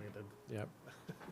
As opposed to, the way I read this is people need to, disclose their, quotes, relevant financial interests more generally here, which would be problematic. I agree. It's like, even if you have nothing to do with it whatsoever, if you've got someone that is bidding and Yeah. you've got some type of connection, financial, even though you have nothing to do with it whatsoever, you're supposed to disclose it. How would you even know? Yeah, it's So this sounds operationally difficult. really broad. Yeah. It could be. Who's supposed to track the collection of confidentiality agreements? Here they are, right here. Marcus, I didn't hear Yeah, that. well, they're provided, it says right here, they're submitted to the town administrator. Yeah, So they would be considered part of the bid, the bid Yep. folder for that bid. Will Yeah. that be cumbersome? A lot of, could be. It depends on how many people are involved in a particular process. For a large project, yes. Yeah. It'd be fairly cumbersome. We're using an outside engineer and, Yeah. and things of that nature. For small processes, it wouldn't be that cumbersome. I think about a school project, for example, then this stuff covers the schools as well, I assume? Yes. So that could be substantial. And this requires random compliance reviews. Do we do that today? Not today. Confidentiality, okay. So my main concern here is understanding the implications administratively of these things. I think conceptually, they make sense, and that you want to be sure that there aren't, conflicts of interest out there that create the opportunity for, fraud or abuse or whatever. But at some point, we're not, the national budget here for the Defense Department or something, billions of dollars going through here. So, and we're small enough that you folks and others, I think, are watching this process fairly carefully. So I don't lose much sleep over, misbehavior on this stuff. On the other hand, having a policy is helpful, I think, so. We can take that back and So the, streamline it a little bit if that's. yeah, what so the the board other, wants. the other thing to consider too is, again, when you're talking about an evaluation process, normally you're talking about requests for proposals where there is some decision-making that happens as a result of the bidders and that. For invitation to bid, it's pretty much price and is the bidder qualified to submit a bid. Right, right. So things like the school projects that you referenced, Sam. Yep. Pretty much those, there's not a lot of wiggle room. Invitation for bid, lowest qualified, bid, gets the work. I don't see So- why this is any different than what we already have to do with the conflict of interest rules that already apply here. So this one needs to be held. Even if Jim didn't say, I'd say yes, because the more I read it, the more it sounds like it actually does make sense. Let's make it workable, basically. Okay, so we're going to hold that one, Jim, also. Okay, reconciliations, any wordsmithing on this one? One typo, section F, line 4, I think it should say town treasurer will individually reconcile. F, what line? Line 4, section F, town treasurer will, Okay, will individual, so the will shouldn't have been marked out, right? should say Oh, right, will. Yeah. Okay, so you just should have marked out the will. Yep. See? Treasurer will, Yeah. yeah, so you're just going to add the word will back in. Yep. Okay, Okay. anything else on that one, Sam? Nope, that's it for me there. Okay, but we're holding this one too, right, Jim? Reconciliation, page 23. All right. You guys should have put Jim in your group. Okay, revenue turnover is the next one, so we're holding that one too, Jim? Okay, Sam, any typos? Yep, I got several there. The purpose talks about town and school, but you don't handle school funds, do you, Brian, 27. administratively? Well, they do turn them over to us, yes. Okay, so you have. It's like off-site departments, building, Basically the same role there? yes. Okay, I didn't realize, I thought they were fairly independent with that. Yeah, no, we do that for them. Do we bond everybody who handles material payments? We are actually relooking at that, but yes, the ones that are substantial I think we should. money but holders, yes. I didn't remember vaguely that there are many people that we have bonded for. No, That in here? there's not a Yeah, lot. It's required, It's in this? yeah. Yeah. Okay, so we're going to have to And- start doing that too. And in. Yes, if there's additional people that are, yeah. In section A, do we document every cash payment with a receipt book in quotes? No, well, that would be new. All right, so Cash but it would be new, but is it I worth, think that's important, okay, yeah. I defer to you guys on that one. Yeah. I mean, I seems, I think that'd be pretty easy too, actually. Okay. 'cause Yep. It does all come through us. it seems kind of old school, Sam, and we Yeah. don't take a lot of cash. We say, we encourage checks and credit Yep. cards and whatever, but, for the cash that does come in, from We where do- I sit, I like that. Do we do Venmo? No. We can't do Venmo, no. Can't? We can't. State law? we can't have the town be the receiver Oh. of the money. It's something with the way Venmo is structured. Oh, okay. But, yeah, Um, because we looked into that. Crypto, too. No, No crypto. In section B, in section B, do we use turnover forms? I don't know what those are. We do, Okay. we do. All right. Yep. And finally, major, in section D, VADAR is caps. And I only use initial caps when they referred to it, section D. What? Oh, VADAR is the state all system. caps? It should be all caps, acronym. Yeah, we could change Yeah, that. we go either way with that, so. Really? I've seen it as caps all the time. Anyway. Yep. That's it Then we for me. really know what it is. Okay, so we're holding this one. Anybody else have a question on this one? Okay, so we're holding this one per Jim's request, so that one. We're not getting a whole lot approved tonight. Okay. Wait a minute. I'm fine with tailings. Right? I was gonna say, that should be an easy one. It's just, again, the changes on the tailings, which is unclaimed checks, Yes. are Yeah. just more timing of when we do things. I And don't, tailings are uncashed checks. uncashed checks. Why do we call them Basically. tailings? It's an old term, I don't Yes, know. okay. I move that the board approve the tailings policy as amended. Second. All in favor? Okay, we got one. Okay, so just to recap, we approved forecasting, 5, we improved indirect cost allocation. Yep. We approved OPEB. We did OPEB, right? Yep. Okay, so number 8. So on this list, right, I'm doing this in the order. We approved, again, 5, 6, 8. 9, We didn't do any fraud, we didn't do grants, we didn't do procurement, we did reconciliations, and then tailings, right? That's it. I got some comments about debt management. We're getting to we're that just one, we're doing gonna that hold that. last. We're all going to have, we're not going to approve debt tonight, that's too big. So we left debt for last. So everybody agree with what we did, Carla? Yes. Okay, so 5 again, of them, right? 5, 6, 8, and 18. And 9. And 9. And 9, sorry. Special purpose. Okay. 5, 6, 8, 9, 18. Some progress. That's good. So that's 5. It's a third. Close. We'll take it. Okay. One step at All a right, now, we saved debt for last, the best for last, because that one is really Most important. significant. Yes, Well, okay. to be fair, we have not finished that. This is really a matter of bringing matters to the attention of the board because these are significant issues and we know that at the end of the day, this gets kicked upstairs. And so to sort of start off, What does kicked upstairs mean? it means it comes to us for substantial review. Although, Yeah, it doesn't, yes. it sets a kind of a, I think of it this way, like when we have the annual audit, Tony Roselli comes and says, you really should be doing this. This is setting up a new kind of standard of now, you've instituted policies that say you should do this. And, if there's 1 year where town meeting authorizes more debt than is called for in your policy, that's one thing. But where you just do it consistently over and over, then it starts to have kind of an impact, right? Well, when you start talking about debt, you end up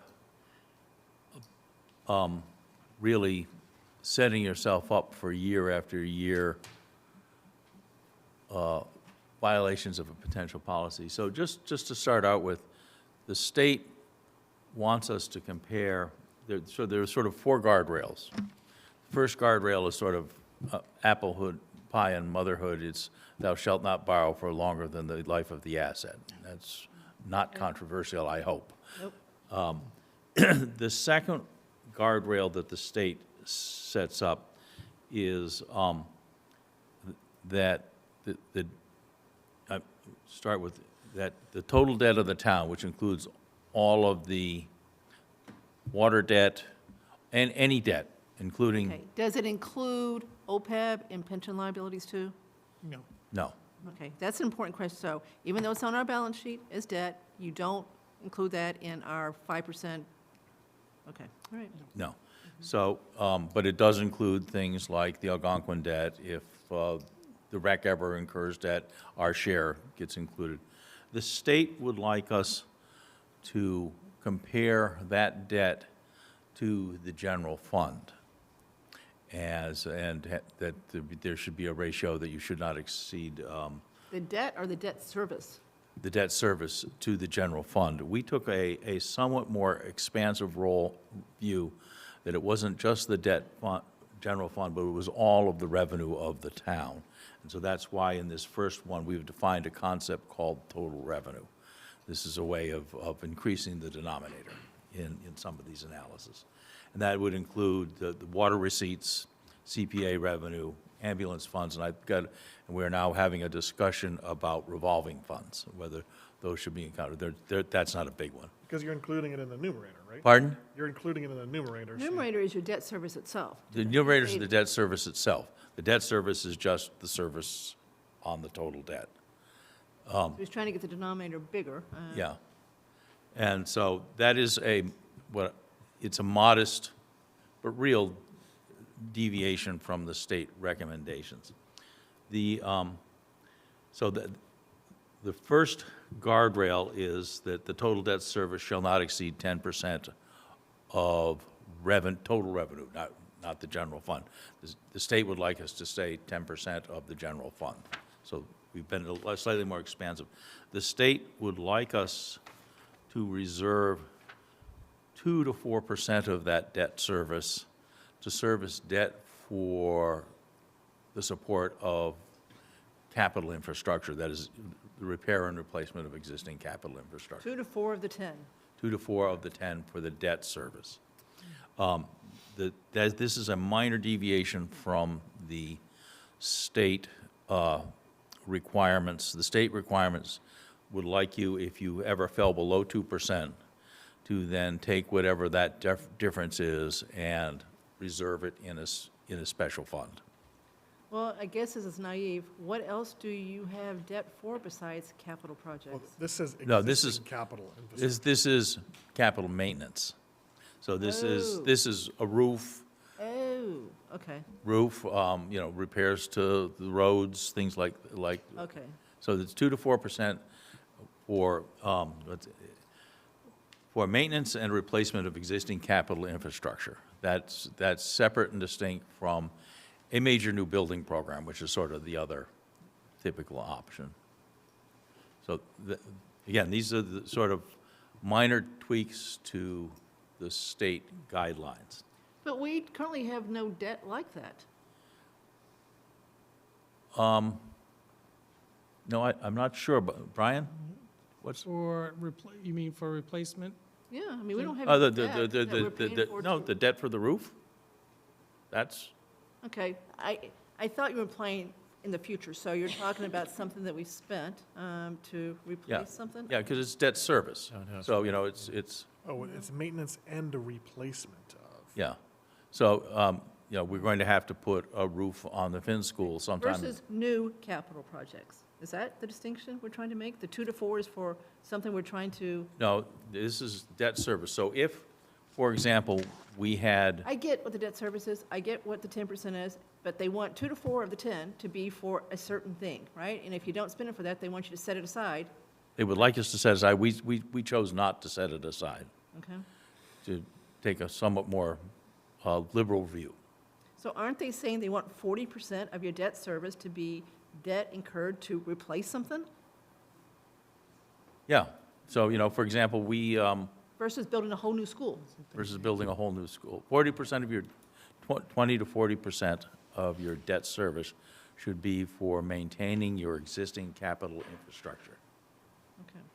Now, this is the state guidelines, and in the state's infinite, I think they're trying to give us reasonable guidelines. Okay. And this is why we're having this discussion. I know, Yeah. I'm just truly trying to understand this. I'm not criticizing what the state is saying is reasonable. They know more than I do. So that's their recommendation, is that there would be this 2 to 4% that, if we need to replace a water line, that comes into that.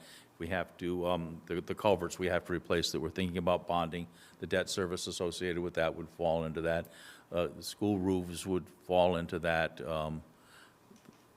Any of a wide variety of the sorts of things. A new public safety building would not. Nope. So then, The next one is the total, now, we've now used total debt to equalized value. And, you know, we've recorded there that, you know, we're to target 4%, but, you know, thou shalt not exceed 5%. Why did you pick 4 instead of 5? Well, 4 is a target, Okay, and, you know, 5 is the state law. okay. You know, 4 came out of the state documents that suggested that when you hit 4% of equalized value, you're going to start experiencing physical stress. So we're going to, if we adopt this, target 4%. Target. Yes.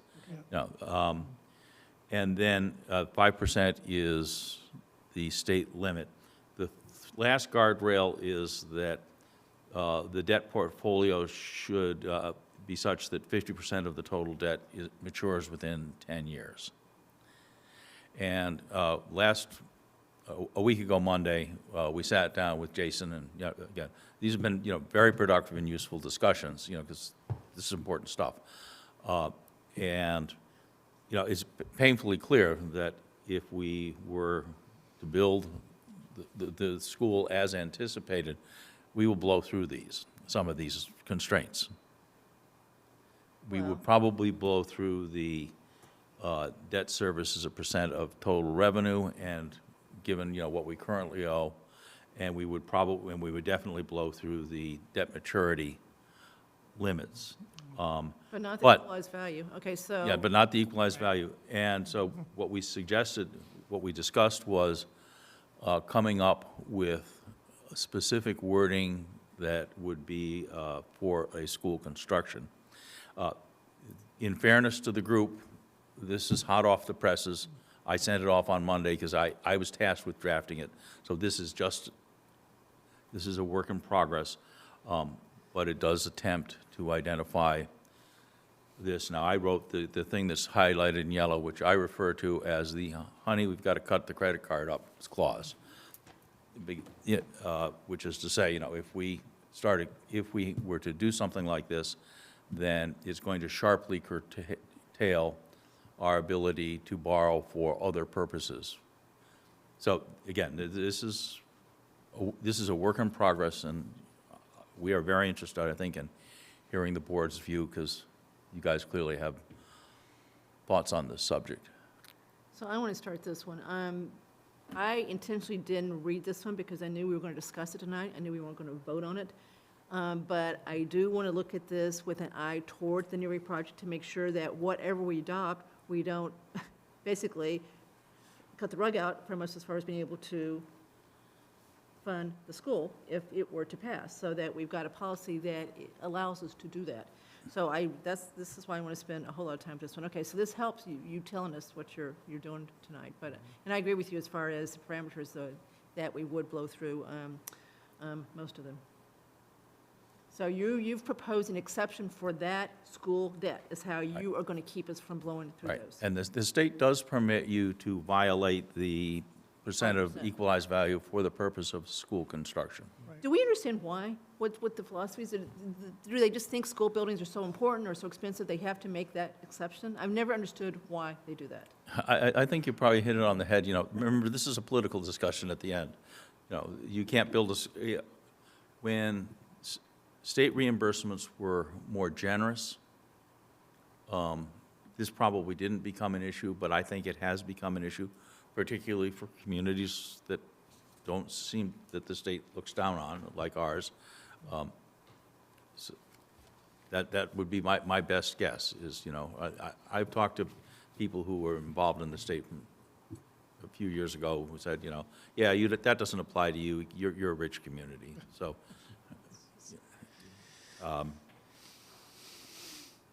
Okay, so any And- more, Al, you want to say tonight before we take this one home and muse over it? Pardon? Anything else you want to say about the debt? no, that's, One tiny question. When you mentioned that the reserve of 2 to 4% for 10 years of debt service is served for repairs, say the school passes, and then you want to do something to fix up, to basically change the bathrooms so adults can use them. Is that counting as repairs, or is that a renovation and it wouldn't I think that would be a renovation. I- Yeah. I would think. Yeah, so. that's taking care of an existing capital asset. So that wouldn't, I mean, it says if you're going to replace a roof, that's not going to change the adjustment. If you're going to do changes inside the building, it's. Well, remember, as currently written, if we, and again, this is a topic for discussion, nothing is cast in concrete. As currently written, if we borrowed the money, if we authorize the borrowing, then following we've got to tear up the credit card rule, we would be paying cash for these things rather than borrowing, because we Are would, you, is your carve-out one school? yeah. Okay. Marguerite, so that 2 to 4%, it sounds like they're trying to encourage you to basically take care of your assets, you Yes. know? When they need to be fixed, fix them. Yep. Don't wait till the last second when it's going to cost 3 times what it would if you've done it. I understand that, and I think it's great, but if you're repurposing a building, does that count as maintenance or something? I think, I you're think so. trying to, you know, Finn needs a roof no matter whether it's a school or not. It's got to have a new roof soon. Yeah. At the end of the day, it's an asset of the town of Southborough. It's not a new asset.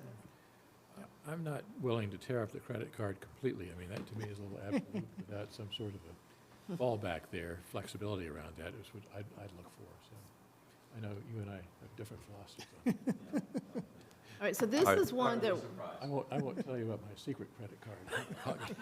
okay, so we're going to take this one home, and, you know, Yes. of all of them, this is the one to really spend substantive time on.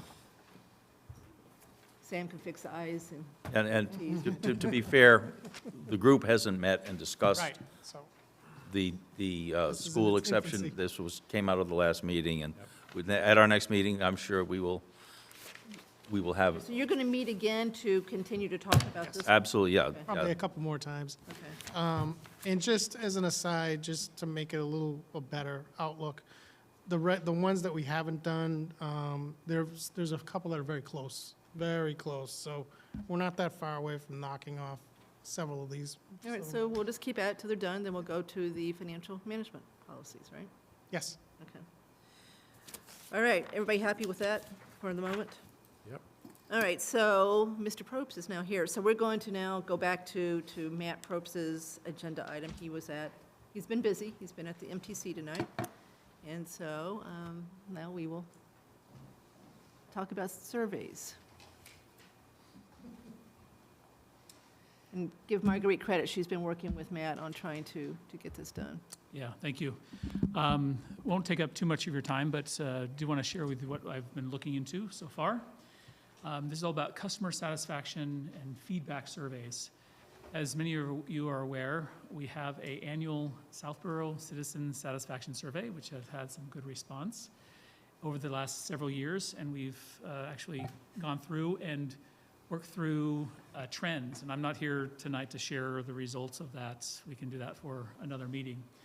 But there's been some discussion around town. I've been hearing about the desire to complement this big, massive survey, which is heavy, intense, takes 30, 40 minutes if you go through the whole thing, with something that's much lighter weight, something simpler, and something that is targeted to the interaction, to the service that was rendered right at service rendering time.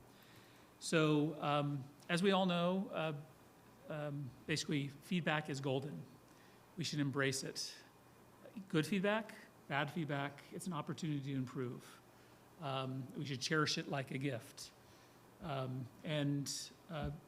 went through and found that there's a few other towns that are doing feedback. And by the way, contact us forms aren't feedback, right? Generic open feedback forms are okay. What we're referring to here is specific, feedback on customer interaction. And when I say customer, I'm referring to anybody who interacts with the town. That could be a citizen, that could be a business that's applying to some board for a permit, that could be a contractor that has gone through the permitting process and getting inspections. Basically, anybody who interacts with the town for services. So I found a variety of towns that are in Massachusetts that are already doing this, and one of the things I'm planning to do is reach out to those towns to find out what is the process they follow. After they receive the feedback, how do they triage it? How do they report on it? How do they summarize it?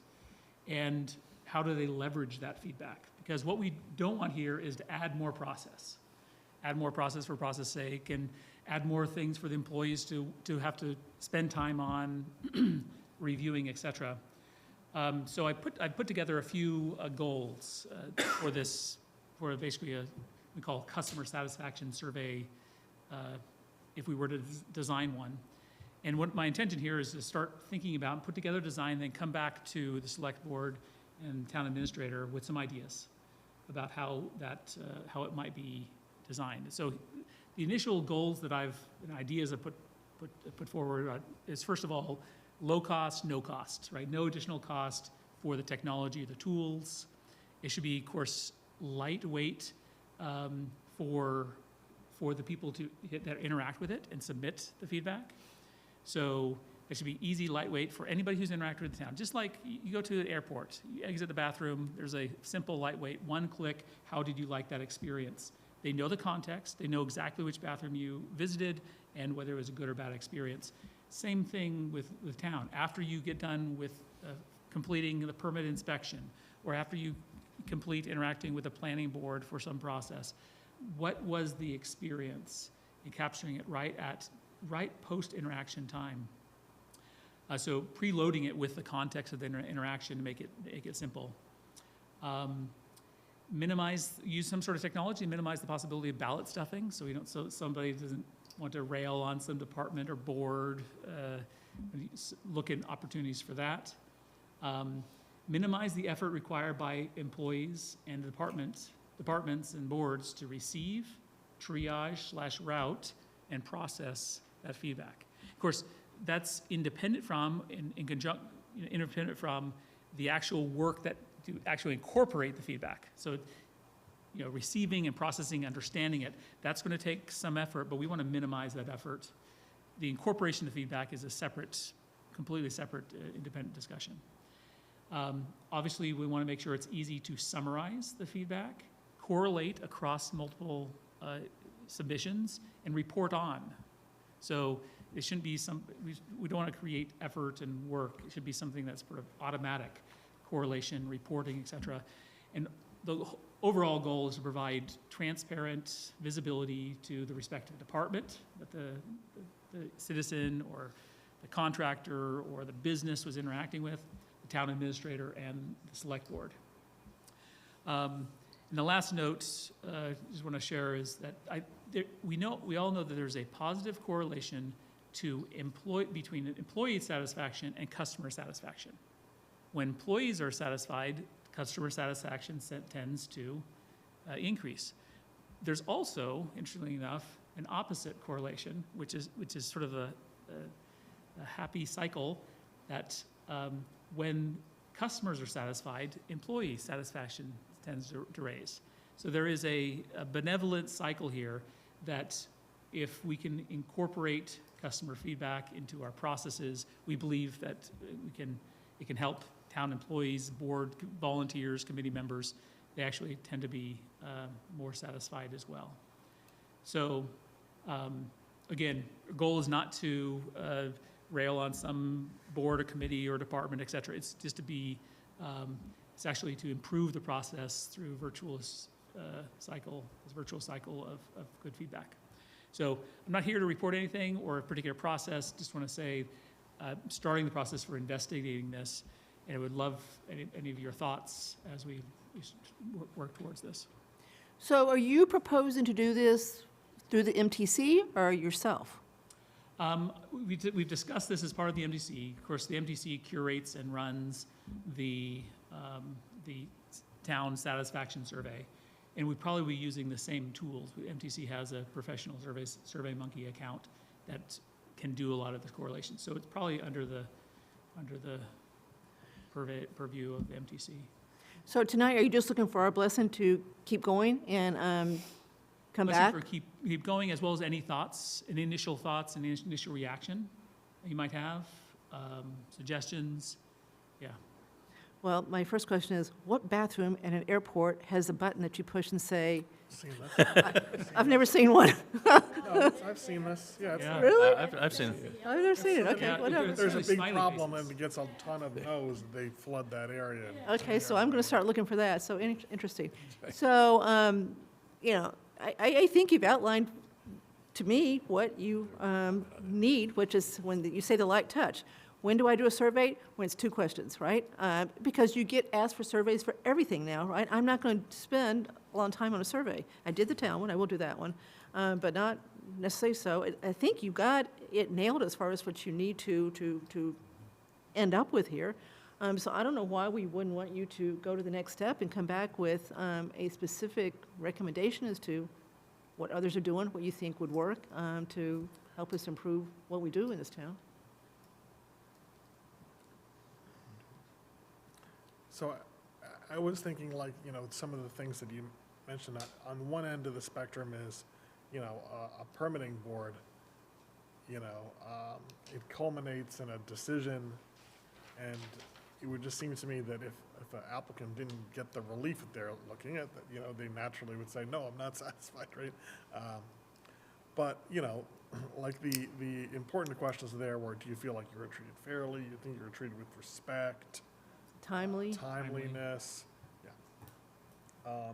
So it seems to have a better application to the most kind of retail, you know, functions, which I think of as, I mean, there are some kind of, you know, counter service type, you know, functions that town employees do, and then, does it make sense to start with kind of like a pilot or something and try it, and then, I mean, it also, I think, makes sense to get input of department heads of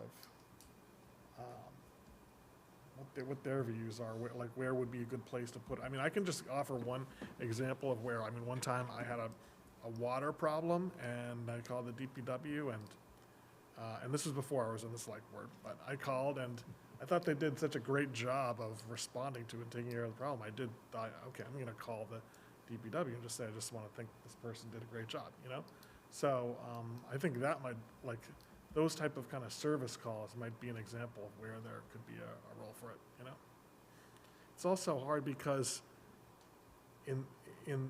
with our personnel rules, it's not really we can like reward, if there's one employee with super outstanding track record of service, there's not really a way, if they're subject to a collective bargaining agreement, to, you know, reward them by paying them more rather than other employees that are doing the same thing, you know?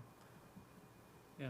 On the other hand, if you provide that feedback, there's some satisfaction from that employee. saying, Yeah. Wow, I'm getting great reviews, I Yeah. appreciate the feedback I'm getting. Yeah. It would be better if we could find a way to pay them a little extra, but it is a challenge. We Yeah, do have, I think we have on our website right now, there is a form for commending an officer or dispatcher. So we do have that, a way of commending good service from an officer or dispatcher. And it'd But be if great the- to expand it to other. If the overarching goal of this is to try to improve service where we can and be aware of where we can, this is what this is, I still think it's really worthwhile doing this. Yes, we don't, you know, this is municipal world. You don't give big bonuses to people like you do in the private sector. It is what it is. But I do think that this could be pretty useful in trying to pinpoint areas where we could improve what we do for people here. I'm all in favor of this. One of the most useful books I ever read was something called Exit Loyalty and Voice. And it was really talking about, you know, what your customers tell you. And what I learned from that is every time a customer complains, they're actually doing you a gigantic favor, because for every customer that complains, there are 20 that are unhappy. And the other way aside too, and that complaint gives you a chance to take action to improve the service. And, you know, so yes, you know, we desperately need to do something like this, not because we have a lot of complaints, but because, you know, we do want to recognize people who are doing a good job. And if there are things we need to work on, you know, we need to work on them. Okay, so yes for you, yes for me. Andrew, are you a yes? tentative yes? I'm kind of a more nuanced yes, but I think, His feedback is. Well, all we're doing tonight is saying, go to the next step, come back to yeah, us. but I think, I mean, like, one of the things you talked about is talking to other, there are a couple other communities that have done it. I'd be very interested in hearing how they did it and what were the best applications of it. What they improved. Sam? Unlike Andrew's nuanced yes, I'm a crass yes.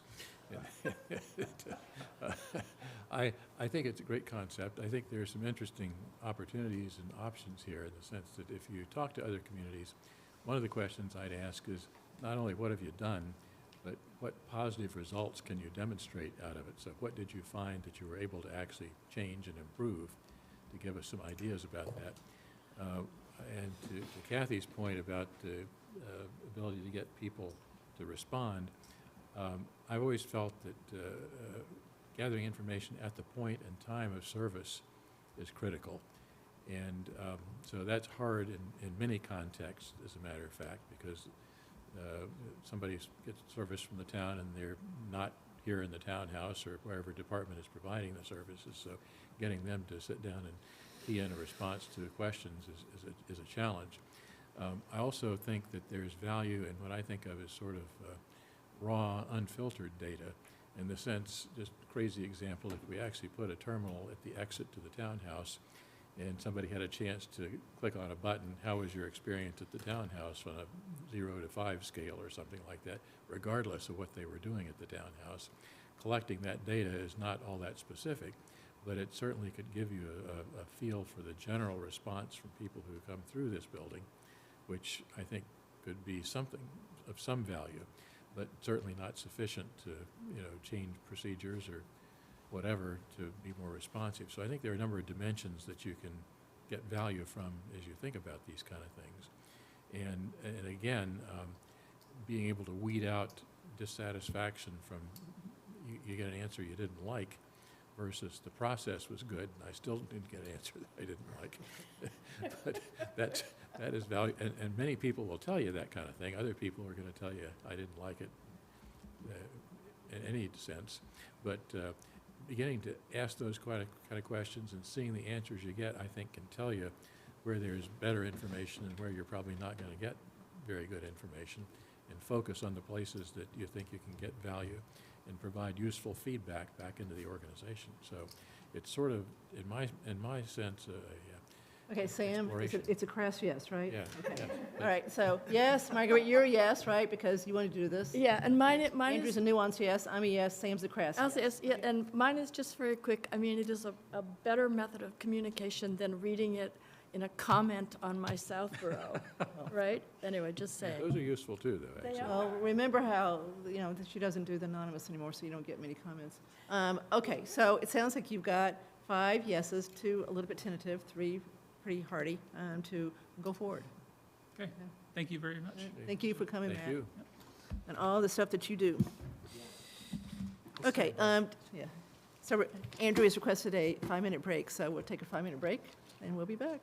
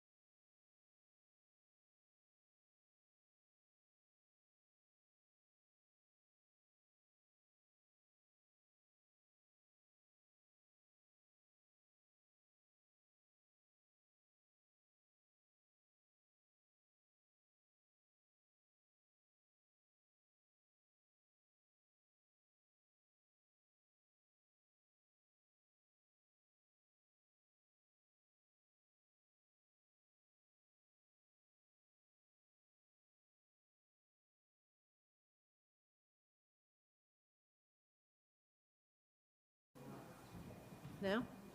All right, so we're back in session at 8:42. Okay, we're going to jump in a little bit to accommodate some of the people that are here, especially Carla. Okay, so we're going to go to the consent agenda. She's got one thing on there she is very interested in. So we've got items A, B, C, D, E, and F. Anybody want to hold minutes? Yep. I do. I need to hold both of them. I got Yep. changes on both. Okay, you do too, Sam? On both? Yes. Okay. We're going to hold B, that's the one Carla's interested in. Anybody want to hold C, which is increasing the veteran stipend to $17,500? D, I want to hold, that one's easy. E is appoint Nadia as a full-time dispatcher. Anybody want to hold that one? No? And then F is to approve the executive session minutes from January 7th. Anybody want to hold that one? No? Nope. All right, so I'll make a motion to approve consent agenda items C, E, and F. Second? All in favor? Okay, minutes, go Sam. January 7th, line 116 should be January 21st agenda, not the February 21st agenda. Okay, Line 129 should be 6/30/25. Yep. And line 192, Jesse is misspelled, needs an E on the end of it. so it's an E on Jess, right? Jesse, yeah, Jesse. Okay, That's it for me, for that. all right, let me finish that one. Anybody else have anything on this one? I got a couple. Okay, so if we all go to, just correct me on this, and go to line 190, 89, 90, 91, and 2. This is,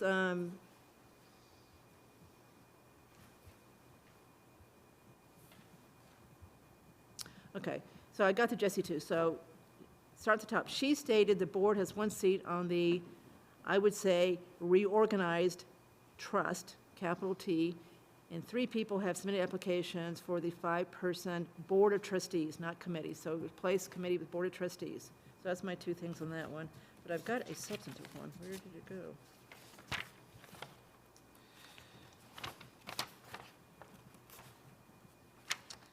Okay, I'm looking for where we referred the articles to the planning board. She said we referred all 3. We only referred the first 2. So I'm trying to fix that. Where did they go?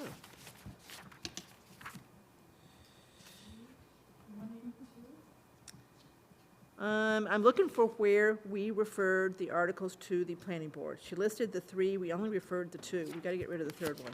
And 182 to 185. okay, there you go, yep. So everybody agree we didn't do number 3? Because there was no article to refer. We only did the 2. Yeah, I think so. Agree? Yep. You tell me you agreed. Okay.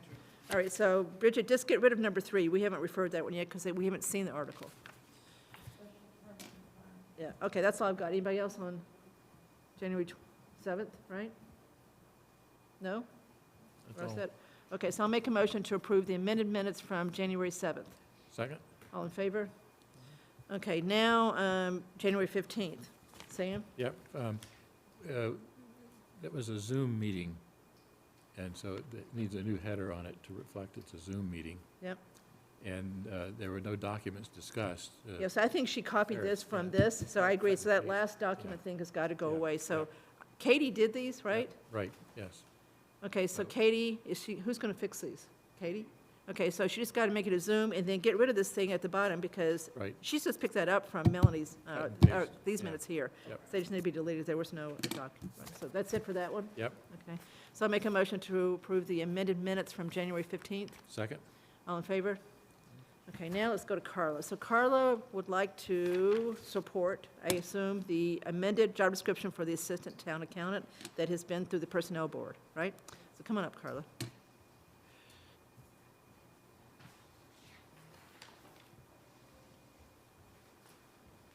Anyway, so tell us why this is a good thing. Okay, is this on? Can you hear me? Yeah. Okay. Well, as you know, the accounting office is a busy office with responsible work, and the assistant actually has statutory authority if I am not in place. That position takes that over. And I just sort of revised the job description to take out kind of the tasky items to focus on the fact that looking at transactions through a wider lens is essential for smooth operations. So just, I kind of emphasize the ability to analyze the impact of financial transactions, like if you're paying a bill and it's from building, it probably shouldn't be $10,000, things like that, just thinking with a wider lens. Also, So you initiated this? I did. Okay. Yep. And we've also, we've welcomed many new people here. We've had, a lot of turnover probably in the past year and a half. And a lot of the assistance time has been dedicated to training those new folks and, learning, having them learn the processes and getting on board with the software and whatnot. And the position really does provide some advanced support for, public records requests, things like that, and, prep for the audit. And so I just would like to be able to have the job reflect, the job description reflect the job. Okay, what she's actually doing. Yes. Okay. Yep. Any questions for Carla as far as the changes she wants to make to the assistant town accountant position? Go ahead, Marguerite. I just had one. You're adding these in to essential functions, basically. Yes. You're not yeah. taking any of the current essential functions. No, actually, this isn't the red line version, but these 3 bullets are just kind of a summary of what's into the essential functions. So Yes. are these essential functions in the one that I'm looking at here gonna go? They're sort of a summary of what these essential functions are. So these essential functions in the current one will be struck, and you're just gonna have these 3? No, You're gonna add these 3 in? those 3 are kind of a summary of what is in there now. This isn't the red line version, so. Okay, so I guess I'm just asking, in the one you're proposing, Yep, the essential functions that I'm looking at, audits, accounts payable, reviews and accrues payroll, and on and on and on, and there's Yep. like all those, they're gonna stay? they're going to stay. Yep, they're the modified essential functions. Okay, so, and because I know writing job descriptions is like the hell job, right? But, so in other words, this here will be the 3 general headings that kind of cover, Yes. okay. Yes, yep, they're not actually going to be in the job description, but they are kind of a summary of the functions. Okay, good, and they'll appear where in the, They they won't. won't? They won't. Okay. No, it's kind of just a summary of the almost full page of essential functions. Got it. Sort of what we emphasized, getting out kind of like the tasky type items out of the job description, more so focusing on the process versus like the Okay, task. all right. Yeah, All right, these are hard things to write. Yeah, thank you. agreed, yes. Anybody else with a question on the amended assistant? Yep. Go ahead. I watched the Personnel Board discussion, so this is the same thing that the Personnel Board had, Yes. is that right? No changes from the Personnel Yep, Board's no, conversation? this is what was before the Personnel Board, which they agreed to take a look at if this job description was accepted. Okay, good. Yeah, that made sense to me, so I support this. Thank you. Okay. Al? Andrew? Good. All right, so I'll make a motion to approve the amended assistant accountant job description that's proposed. Second. All in favor? Okay, Carla, you can go home. Thank you. Go forth and hire. I appreciate it, thank you. All right, so the last thing on the consent agenda, everybody saw the letter from Harvard. We talked about this before, we announced this, but this is the written confirmation of the agreement that we have with Harvard now going forward as far as and they do call it pilot. They're not shy about using the word pilot. So pilot payment going forward. So we've gotten the check, the first one, $50,000, right? Yep. And so going forward, and Carla's got this to keep, so, as the select board changes, she knows what's supposed to come in. So $50,000 every year plus 2.5% COLA, and then the value of storing all the records that the town clerk has ready to give to them that they've built for us in space that is climate controlled. Okay? All right, and it's also not restricted to any one purpose. It used to be restricted to police and fire, so now it's our use for whatever we think is appropriate. Okay, all right. Anything else to add to that? Yep. Yep. And Carla, let's see. So I don't know who Justin Stratman is. That's not who we met. We met a group, and it wasn't him, so hopefully you've at least got a name to call in the future if this doesn't come through, but I think you can probably count on this to come through, because Harvard's got a big pilot program with lots of things, so I think we've probably been added to that database. Okay? All right? All right, so I'll make a motion to approve the $50,000 donation from Harvard. Second. All in favor? Okay, back to reports. Yep, that is good news. Okay, Chair's report. I'm just going to add, kind of goes along with what Matt's trying to do here. So just coincidentally, the last 2 days, I have had 2 people unsolicited give me great compliments about service they received from the town. One was at, if people know me, I go to Subway a lot in town for lunch. As I was leaving one day, Chris Dano was pulling up to do an inspection of their smoke detectors. He's the fire inspection officer, whatever you call it. Fire prevention officer. So he pulled up, and I was leaving, he was going. So the next time I went back, which was 2 days later, I said, how'd that go? They go, oh, I went fine. He's so great, he's so nice, and this town is so great. This is the 2 people that operated, husband and wife. They said, this is so different from where we came from, which was, I don't know, someplace in Rhode Island. So they said night and day as far as how that town treated us versus this one, so that was good. And then today I ran into the guy that owns so I was at Subway, so the guy that owns the Brickyard Plaza there that has Domino's in it, et cetera, he's actually not from here, lives in Lincoln, and they introduced me to him, and so we started chatting, and he said, just want you to know, I've had great interactions with the town, and things I've needed, it's been great. So I just thought, nice to hear nice things about people in town. Don't know who they interacted with, but whatever it was good. In Brickyard there, that new restaurant, Senties, I think it is, I chatted with them, and they were very complimentary of their relationship with the town. This is, I guess, a month or 2 ago when they opened. Yeah, well, Leah Emerson was very Yeah. good about going down there, so Yeah. that's good. Great feedback. Very good. Okay, I don't think there's any other members' reports that I'm aware of. Mark? So just quickly, and this obviously affects another item that we have under other matters. On January 8th, Governor Healy signed our new special act, which is Chapter 382 of the Acts of 2024, which made the changes that took the tree warden responsibility and gave it to someone other than you. So appreciate the help of Representative Donahue, Senator Eldridge, to get this moved through. And, it seems like a long time ago we made this change, so, but it is. Does this mean I have to turn in my chainsaw? Yeah, you can, yeah. You Good. got to keep the chaps, though, Good. so. All right. But yes, we're all Go ahead. set. That's it? Okay, that's it. Okay, consistent with that, the next item is to appoint the tree warden, so, nice segue. So, last meeting, we actually approved changing the stipend as of 7/1/25 from 4,000 to 8,000. So that part's done. Tonight's job, now that Governor Healy signed the special act, is to actually appoint the tree warden. Anybody want to make a suggestion? Possibly Chris Leroy. Oh, hey, that's a good one. Anybody disagree with appointing Chris Leroy as the tree warden? Okay. All right, Andrew, you want to make the motion? I move that the board appoint Chris Leroy as the tree warden. Second. All in favor? Congratulations, Chris, and thank you very much. Okay. All right. We've had our last tree hearing, Al. We hope. Okay, the next one we're going to table, still being worked on.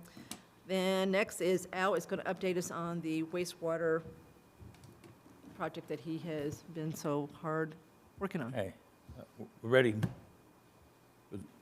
Vanessa? They don't trust me with a clicker. Wise. Chainsaws, yes. Clickers, no.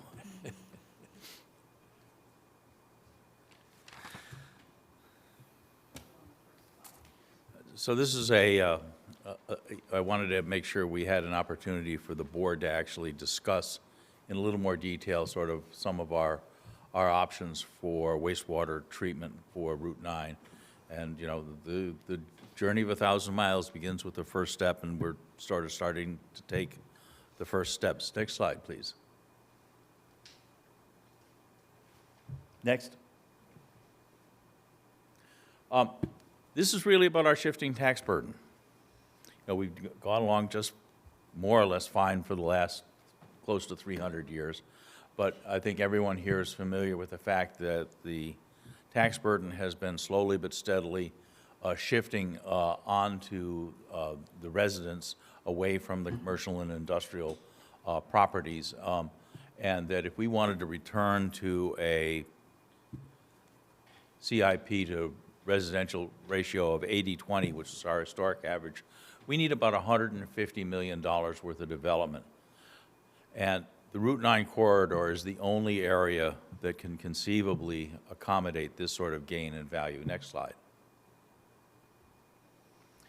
So the barriers to CIP growth include our zoning, and we know that we need to do work on our zoning ordinances.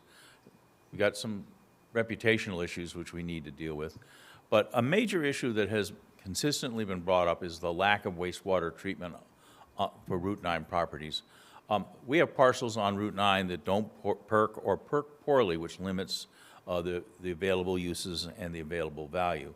We have acres of asphalt that are required to cover the mini plants on commercial buildings. Here is an interesting fact. How far west do you think you have to travel along Route 9 to find the next community that does not have a municipal wastewater plant? The answer is Goshen. Population 926. See that star on the map? That's how far you have to travel west on Route 9 to find the next community without a wastewater system. That's in Ohio, isn't it? I think, well, from the Boston perspective, I think that's the edge of the earth. It's important to know that there are some commercial and industrial businesses that just don't work well with individual septics. Restaurants, grocery stores, biotech, and some manufacturing. And so we are limiting ourselves by doing this. Next slide, please.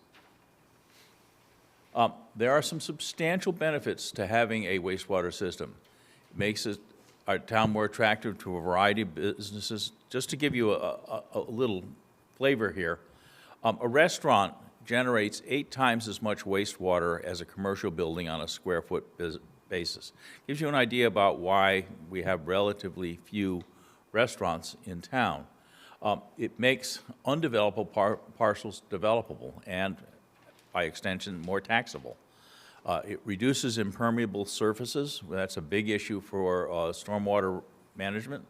It increases the property values whether you have connected or not. If you have access to a wastewater treatment system, the value of that property will go up. And I'm now working with the assessor to see if we can't quantify that, because I think it could be significant.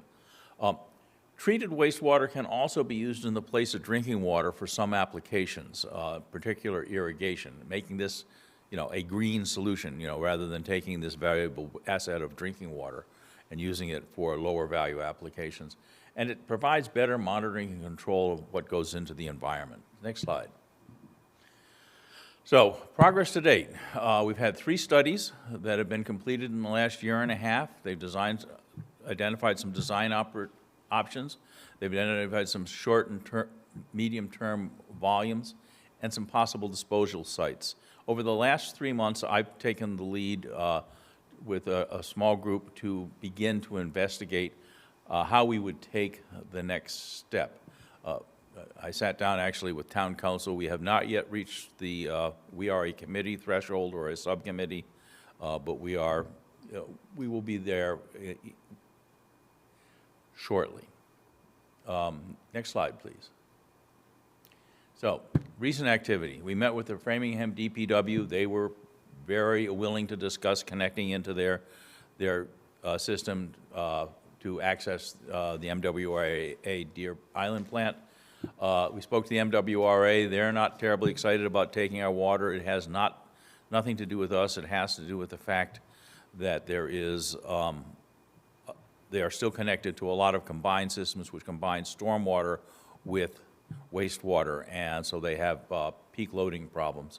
We've talked to the member of the Westboro Select Board about possibly connecting into their system, which is Westboro, Shrewsbury, and Hopkinton.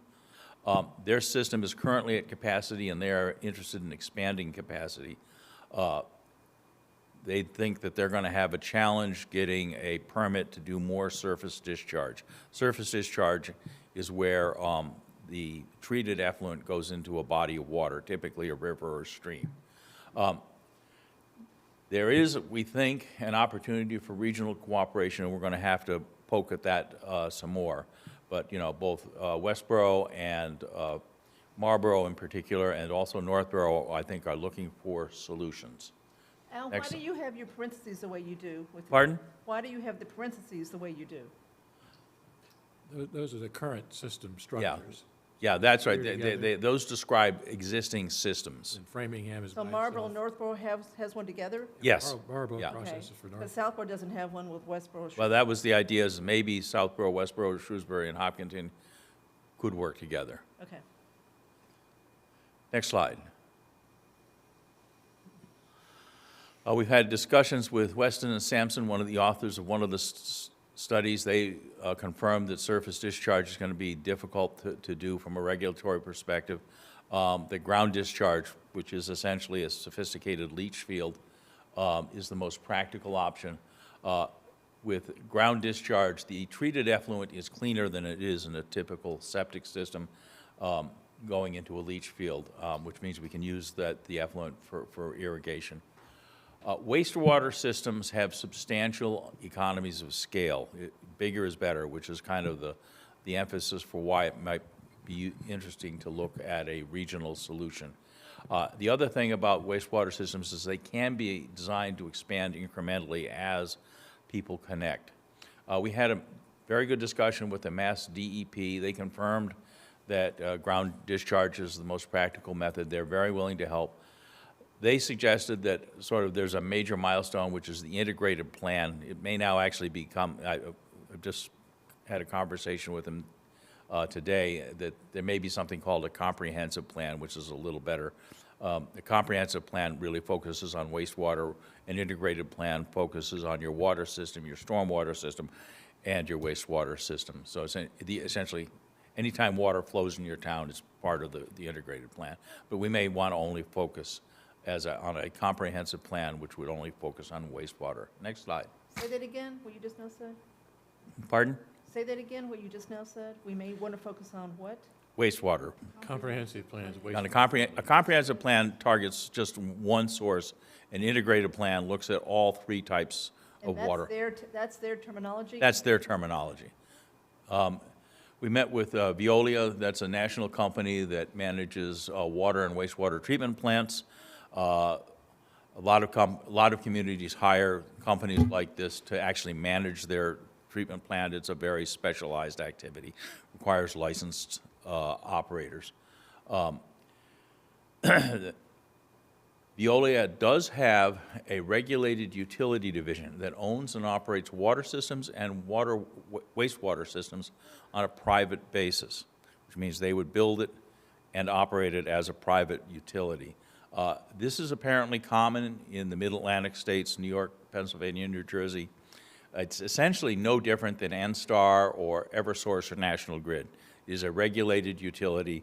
There has to be some form of a utilities commission that oversees the sort of rate setting. This is not common in New England. As we know from regional dispatch, we are slow to change.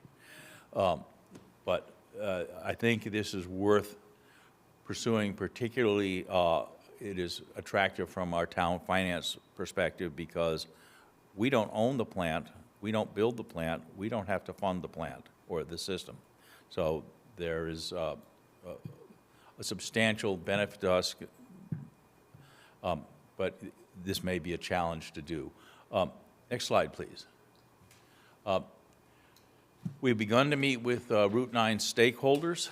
So far, we've only had one meeting, which was very supportive and understands that the users are ultimately going to end up funding the system. I'm going to be briefing the Board of Health tomorrow.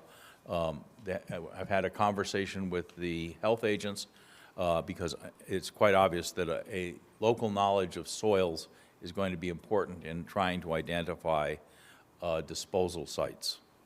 Next slide. So the big issues are, where would you locate a plant? You need about 4 or 5 acres. A plant essentially processes raw sewage, and out the other end comes treated effluent. We need to identify disposal site or sites, probably on the order of 5 to 10 acres of land. We need to settle on a business model, whether it's public, private, or private, and we need to settle on whether we're going to be looking at a town-only system or whether we want to work with our neighbors.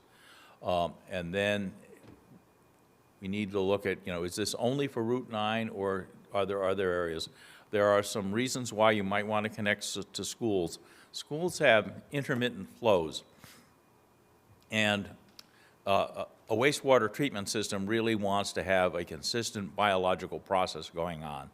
And, where you've got flows that are intermittent throughout the day and then intermittent through seasons, that makes managing those systems a little more challenging. We have the downtown area, which we know also has some needs, and this may be of interest to both the public and private schools, and we also want to identify areas of town that have poor septic capacity. And then finally, of course, a big one is how do we pay for the integrated plan and then ultimately the design, construction, and operation. Next slide, please.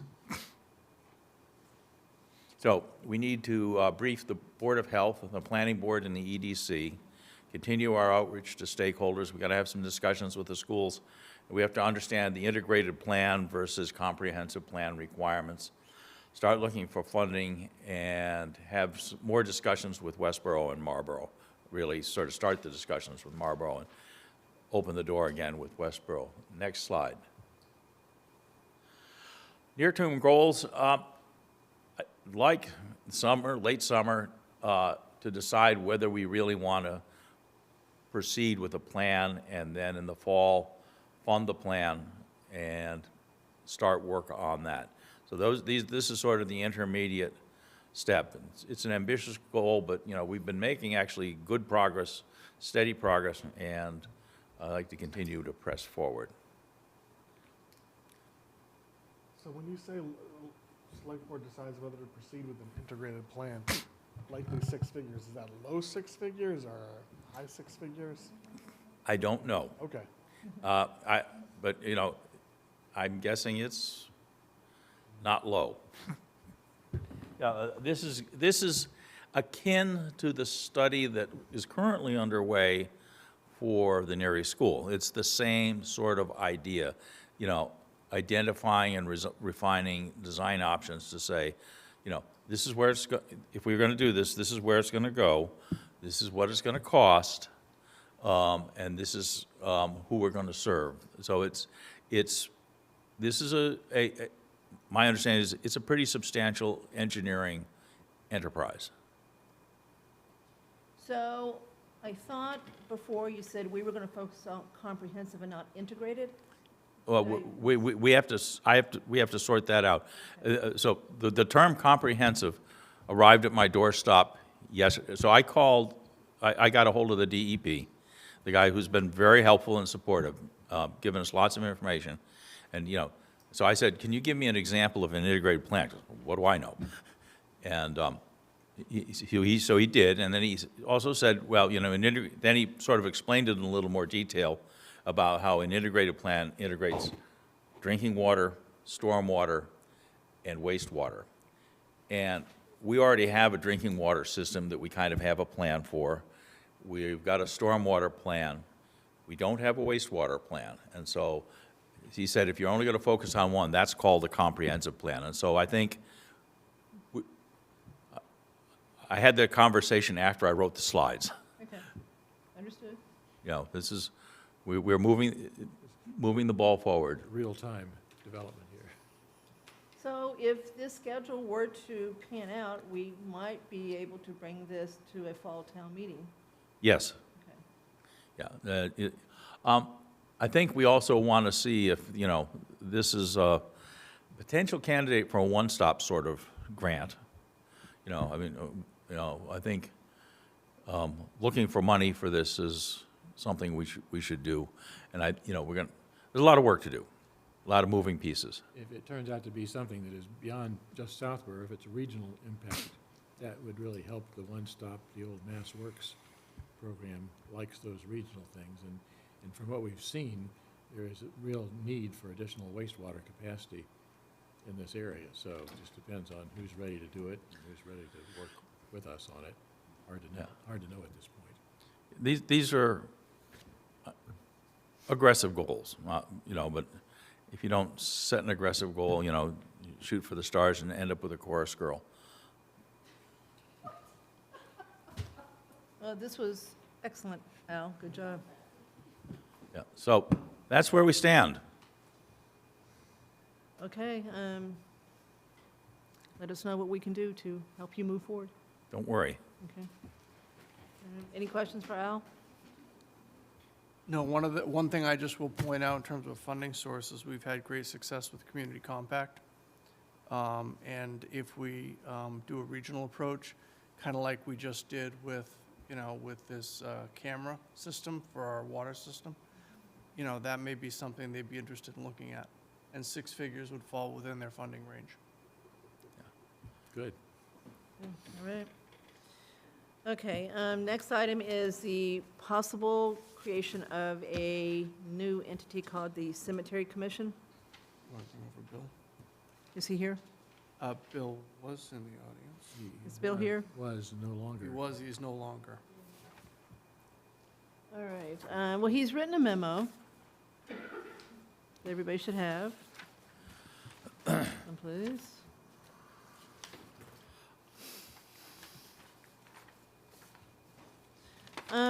Marguerite is, I'm going to give her credit for this one, too. Thank you.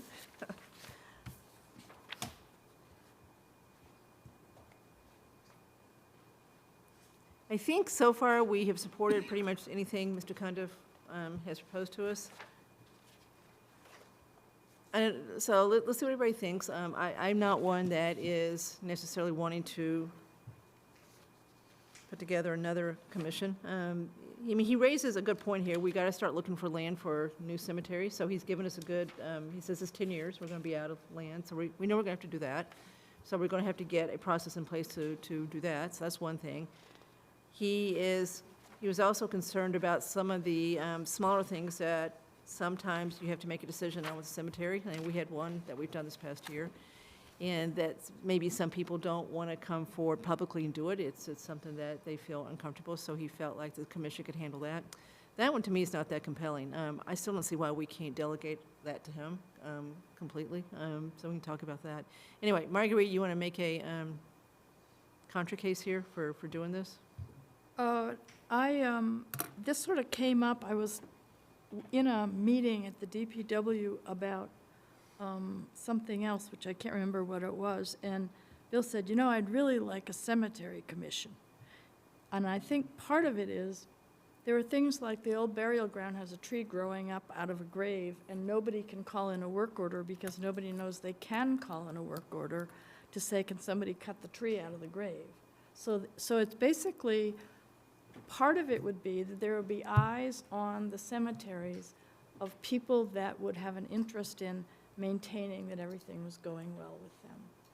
And then there was also the issue of needing to expand, and there's also the issue of discretion.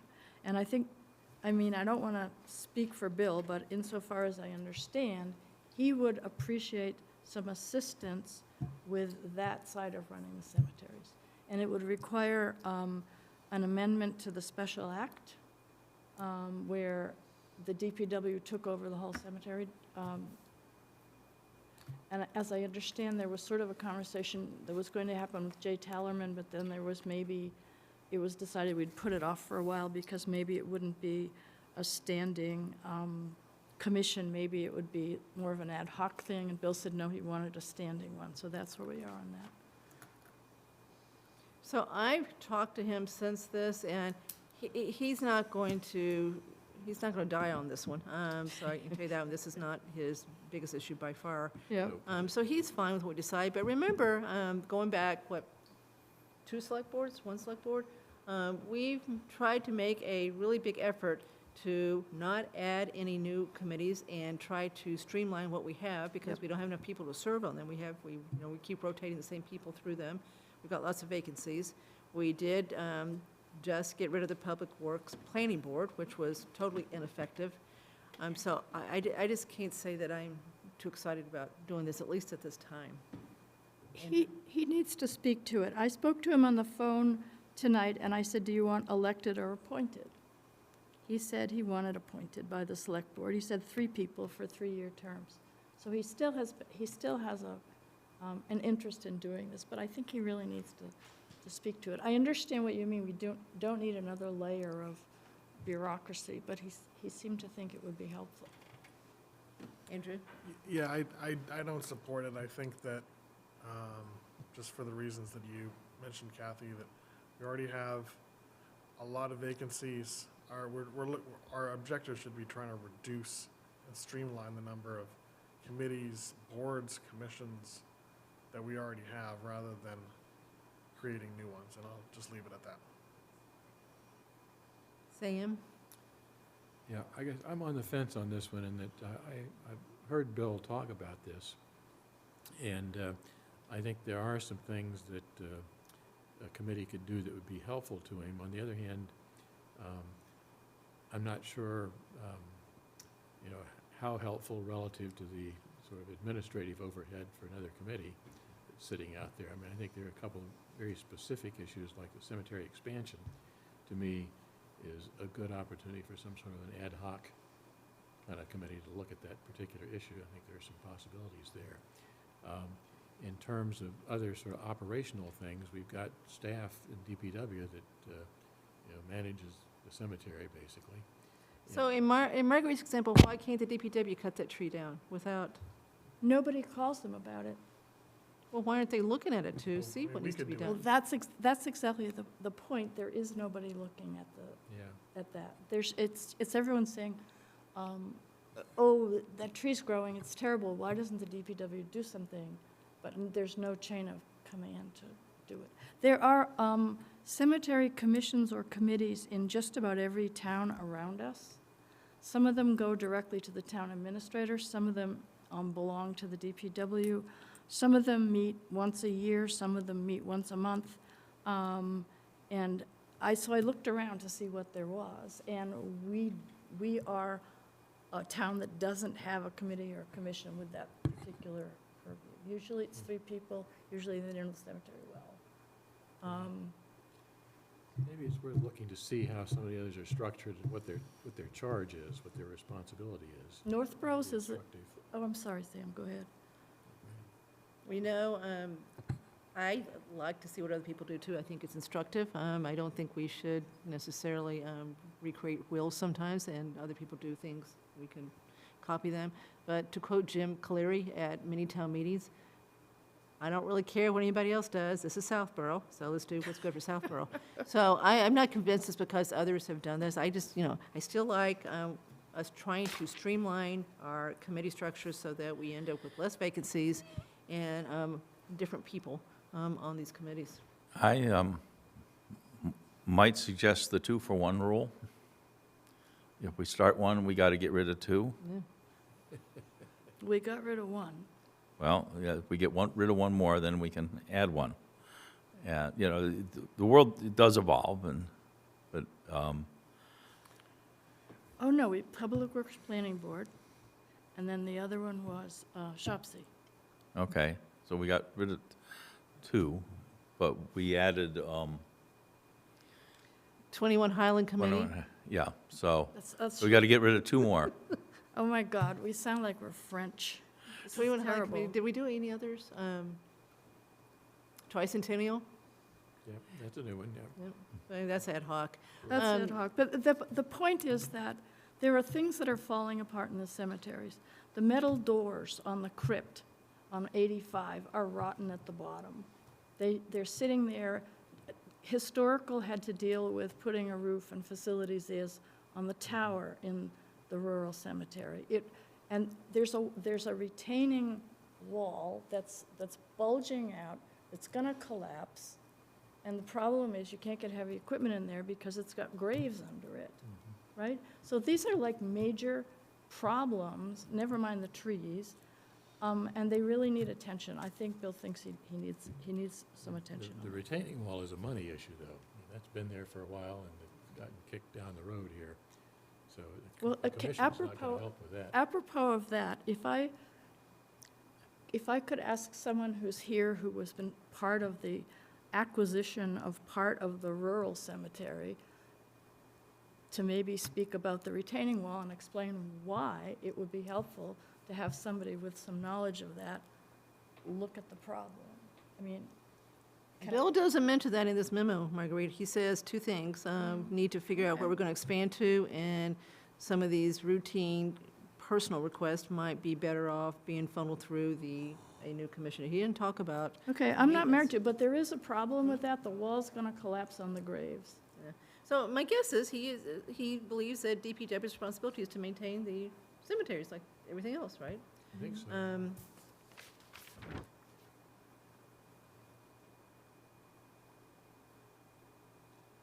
So maybe some more follow-up with Bill on this one. Makes sense. I think yes. Bob, if you don't want to speak to this, don't, but I think you should. What is it you want him to speak to, Marguerite? This is Bob Bazakis. He was part of the original cemetery commission that set up the rural cemetery, and he's also an engineer. And he has actually discussed that retaining wall with Bill, and I think some of his input was very valuable.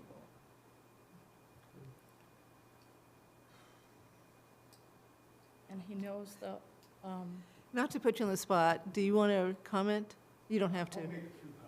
Okay, so you'll have to come to the microphone Up to the table here. and formally introduce yourself. you'll be sorry you came, Bob. Excuse me? I said, you'll be sorry you came. Oh, no. I'm old enough Okay, to say. so just to be clear, though, this agenda item is not to talk about a retaining wall, it's to decide whether we want to propose a cemetery commission. So that's what we want you to speak to, is Sure. whether you think that is something we should do. I was on the last cemetery commission elected before the DPW took over. And there were 3 members, and we oversaw everything on that cemetery. And the maintenance, we had our own maintenance crews. I think we even had our own backhoe to open graves. So there was always somebody there. Then we went on to, when I was on the Board of Health, we started to look for a new cemetery. We knew it was a problem. That got shut down. And when I was, the last year on the Cemetery Commission, the selectmen set up an ad hoc committee to get a new cemetery. So we did. We started, Neil Ferris was the chairperson. I think John Bolden might have been on it. It was myself. It was 5 of us. And we went from where the heck do we go to get us land to building it out. The design phase, we did everything, and it ended up on Mill Road, which was one of my initial, when I was on the Board of Health, that was one of my initial places to go. So this is interesting. So the cemetery commission didn't do it. There was an ad hoc committee formed just to go find a place for the new cemetery. And some of the commission members were also on that ad hoc committee, it sounds like? I You? was the only one. You, okay. It would have gone through the cemetery commissioners, but that was dissolved. Oh, This all happened at the same okay. time. So like on a Friday, the cemetery commission was dissolved, and on Monday, we started the expansion program. Took us, I thought, almost 2 years. But we have one of the nicest cemeteries that I can see. And none of the clients complain about it. It would be a commission, a board, a committee, whatever you want to call it, it would be focused. And I'm sure it would have to tie in with Bill Cundiff, with the DPW. focused on finding space for a new cemetery, Well, even overseeing the cemetery. I mean, he has nobody looking at it. Bridget used to do it. right? I think Bridget came right after the DPW came into play. At the time, we had a superintendent, Mr. Bertonazzi, and then I think there was a Mr. Davis. And then Bridget came on board after that. At least she looked over it all the time. And then I think they subbed everything out for the landscaping and mowing and tree cutting and all that. So I think it's still subbed out. It is. You have some. So maybe what we do, because Bill really didn't speak to the maintenance part in this memo at all. Yeah. So let's get him in here and let's talk about the maintenance part too. Yeah, I mean, by all accounts, it sounded like Bridget did a great job of keeping track of things and keeping. No, she was very keeping compassionate the residents with the- happy.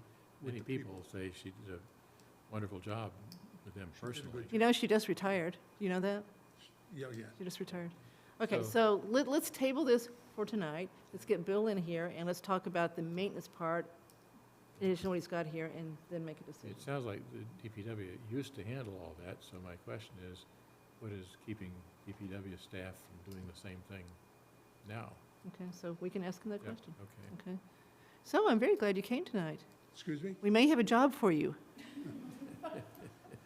You know what? I would, something like that I would go back to do.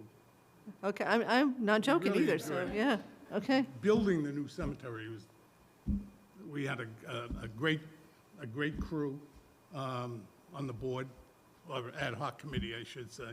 And we went, like I said, it was 2 years, but it was a real concentrated effort. Okay, so now I'm really glad you're here. So it's just by chance you were here tonight? Well, I read it on the agenda. Oh, okay, so you did come for this one. All right, so I am so glad you're here, so this is great. The other thing I was on too was the wastewater treatment committee years ago. Brought it to town meeting, we got shot down. Big time. And I could understand that. And that was because, I mean, I just put in a new system myself, maybe 5 or 6 years ago. It was $30,000.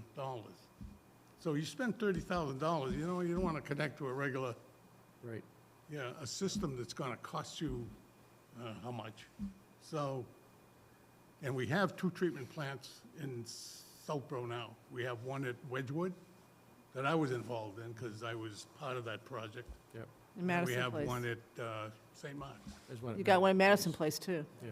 Where? Madison Place, the apartments. I think there are actually Oh. 5 mini plants in town. Wow. Yeah. And you have one No, at, our focus really is on Route 9 now, rather than sort of trying to connect to people's houses, at least in the medium term. right. We're just trying to get more business to come to Southborough. All right, so this has been actually very helpful, so thank you. Well, thank you for listening to me. Thank you. Thank you. Thanks. Thank you, Marguerite, for getting them up here.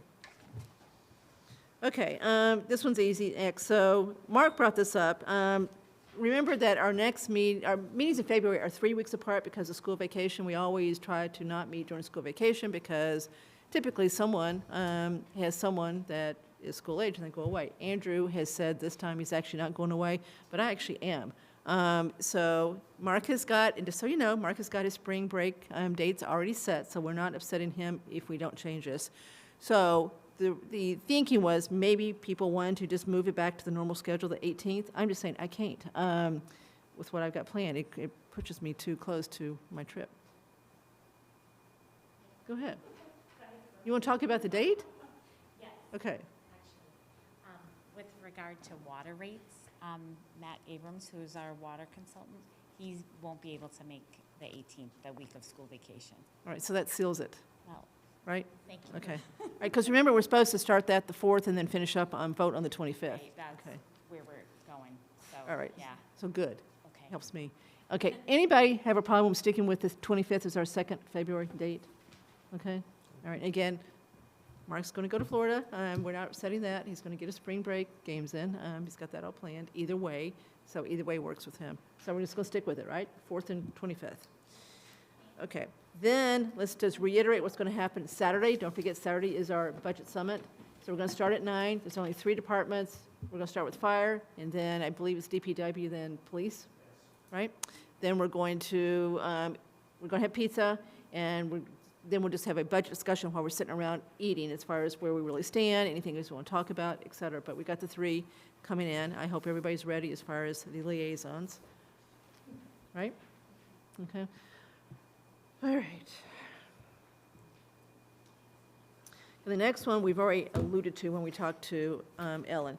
So the bylaw for CPC very clearly says that should any commission, authority, or board designating a member for the CPC cease to exist for whatever reason, the select board will determine the appropriate alternative designating commission, authority, or board, subject to any applicable state statute. So SHOPC was a part of CPC. It has ceased to exist, and therefore we need to decide what entity, group, commission we want to appoint to replace SHOPC on CPC. I think the Affordable Housing Trust would be a good. Brilliant idea. Perfect. Okay. Anybody disagree with How'd that? you come up with that? Okay. All right. Never thought about that. Okay. All right. Do we have a second on that motion? That's why you get the big bucks. Okay, Second. so Andrea, is that a motion? Yes. Okay. Do we have a second? Second. Seeing him as seconded. All in favor of replacing SHOPC with Affordable House Trust as far as CPC That's represents? the Board of Trustees of the Affordable Housing Trust Fund. Okay. And Al, you'll take it from there, right? You'll take it from there. Okay, so now, because of the bylaw change, September 30th, it's up to the Affordable House Trust to appoint that person, and it will not come back through the select board. Okay, all right, everybody agree? Yep. Okay. And we have a recommendation, Al, for what it's worth, as you know. Okay, the warrant for April 7th. So there's nothing much in this at this point. Mark's got all the normal stuff in there. Yeah. So I don't know that there's any point in going much further with it tonight. I mean, he's got it started, right? So we got the skeleton of it, but there's Talked really about nothing in it. adding one from the policies tonight. Yes, we did. So you got that one? Yes. Okay. All right. Anybody disagree with wanting to discuss it in detail? There's just not much to discuss. No. Okay. Everybody okay with that, Andrew? Yep. Okay, Marguerite? All right. We will discuss at a future meeting. Okay. Last public comment. Vanessa? No hands up, I see. No hands up? Okay. So, we will be going into executive session with the appropriate motion per MGL Chapter 38, Section 21. We will not return to open session, and we're going to discuss the police chief contract negotiations, which is exemption 2. So could I have a motion to go into executive session? Second. Okay, roll call vote. Al? Aye. Marguerite? Sam? Aye. Andrew? Aye. Cook is aye.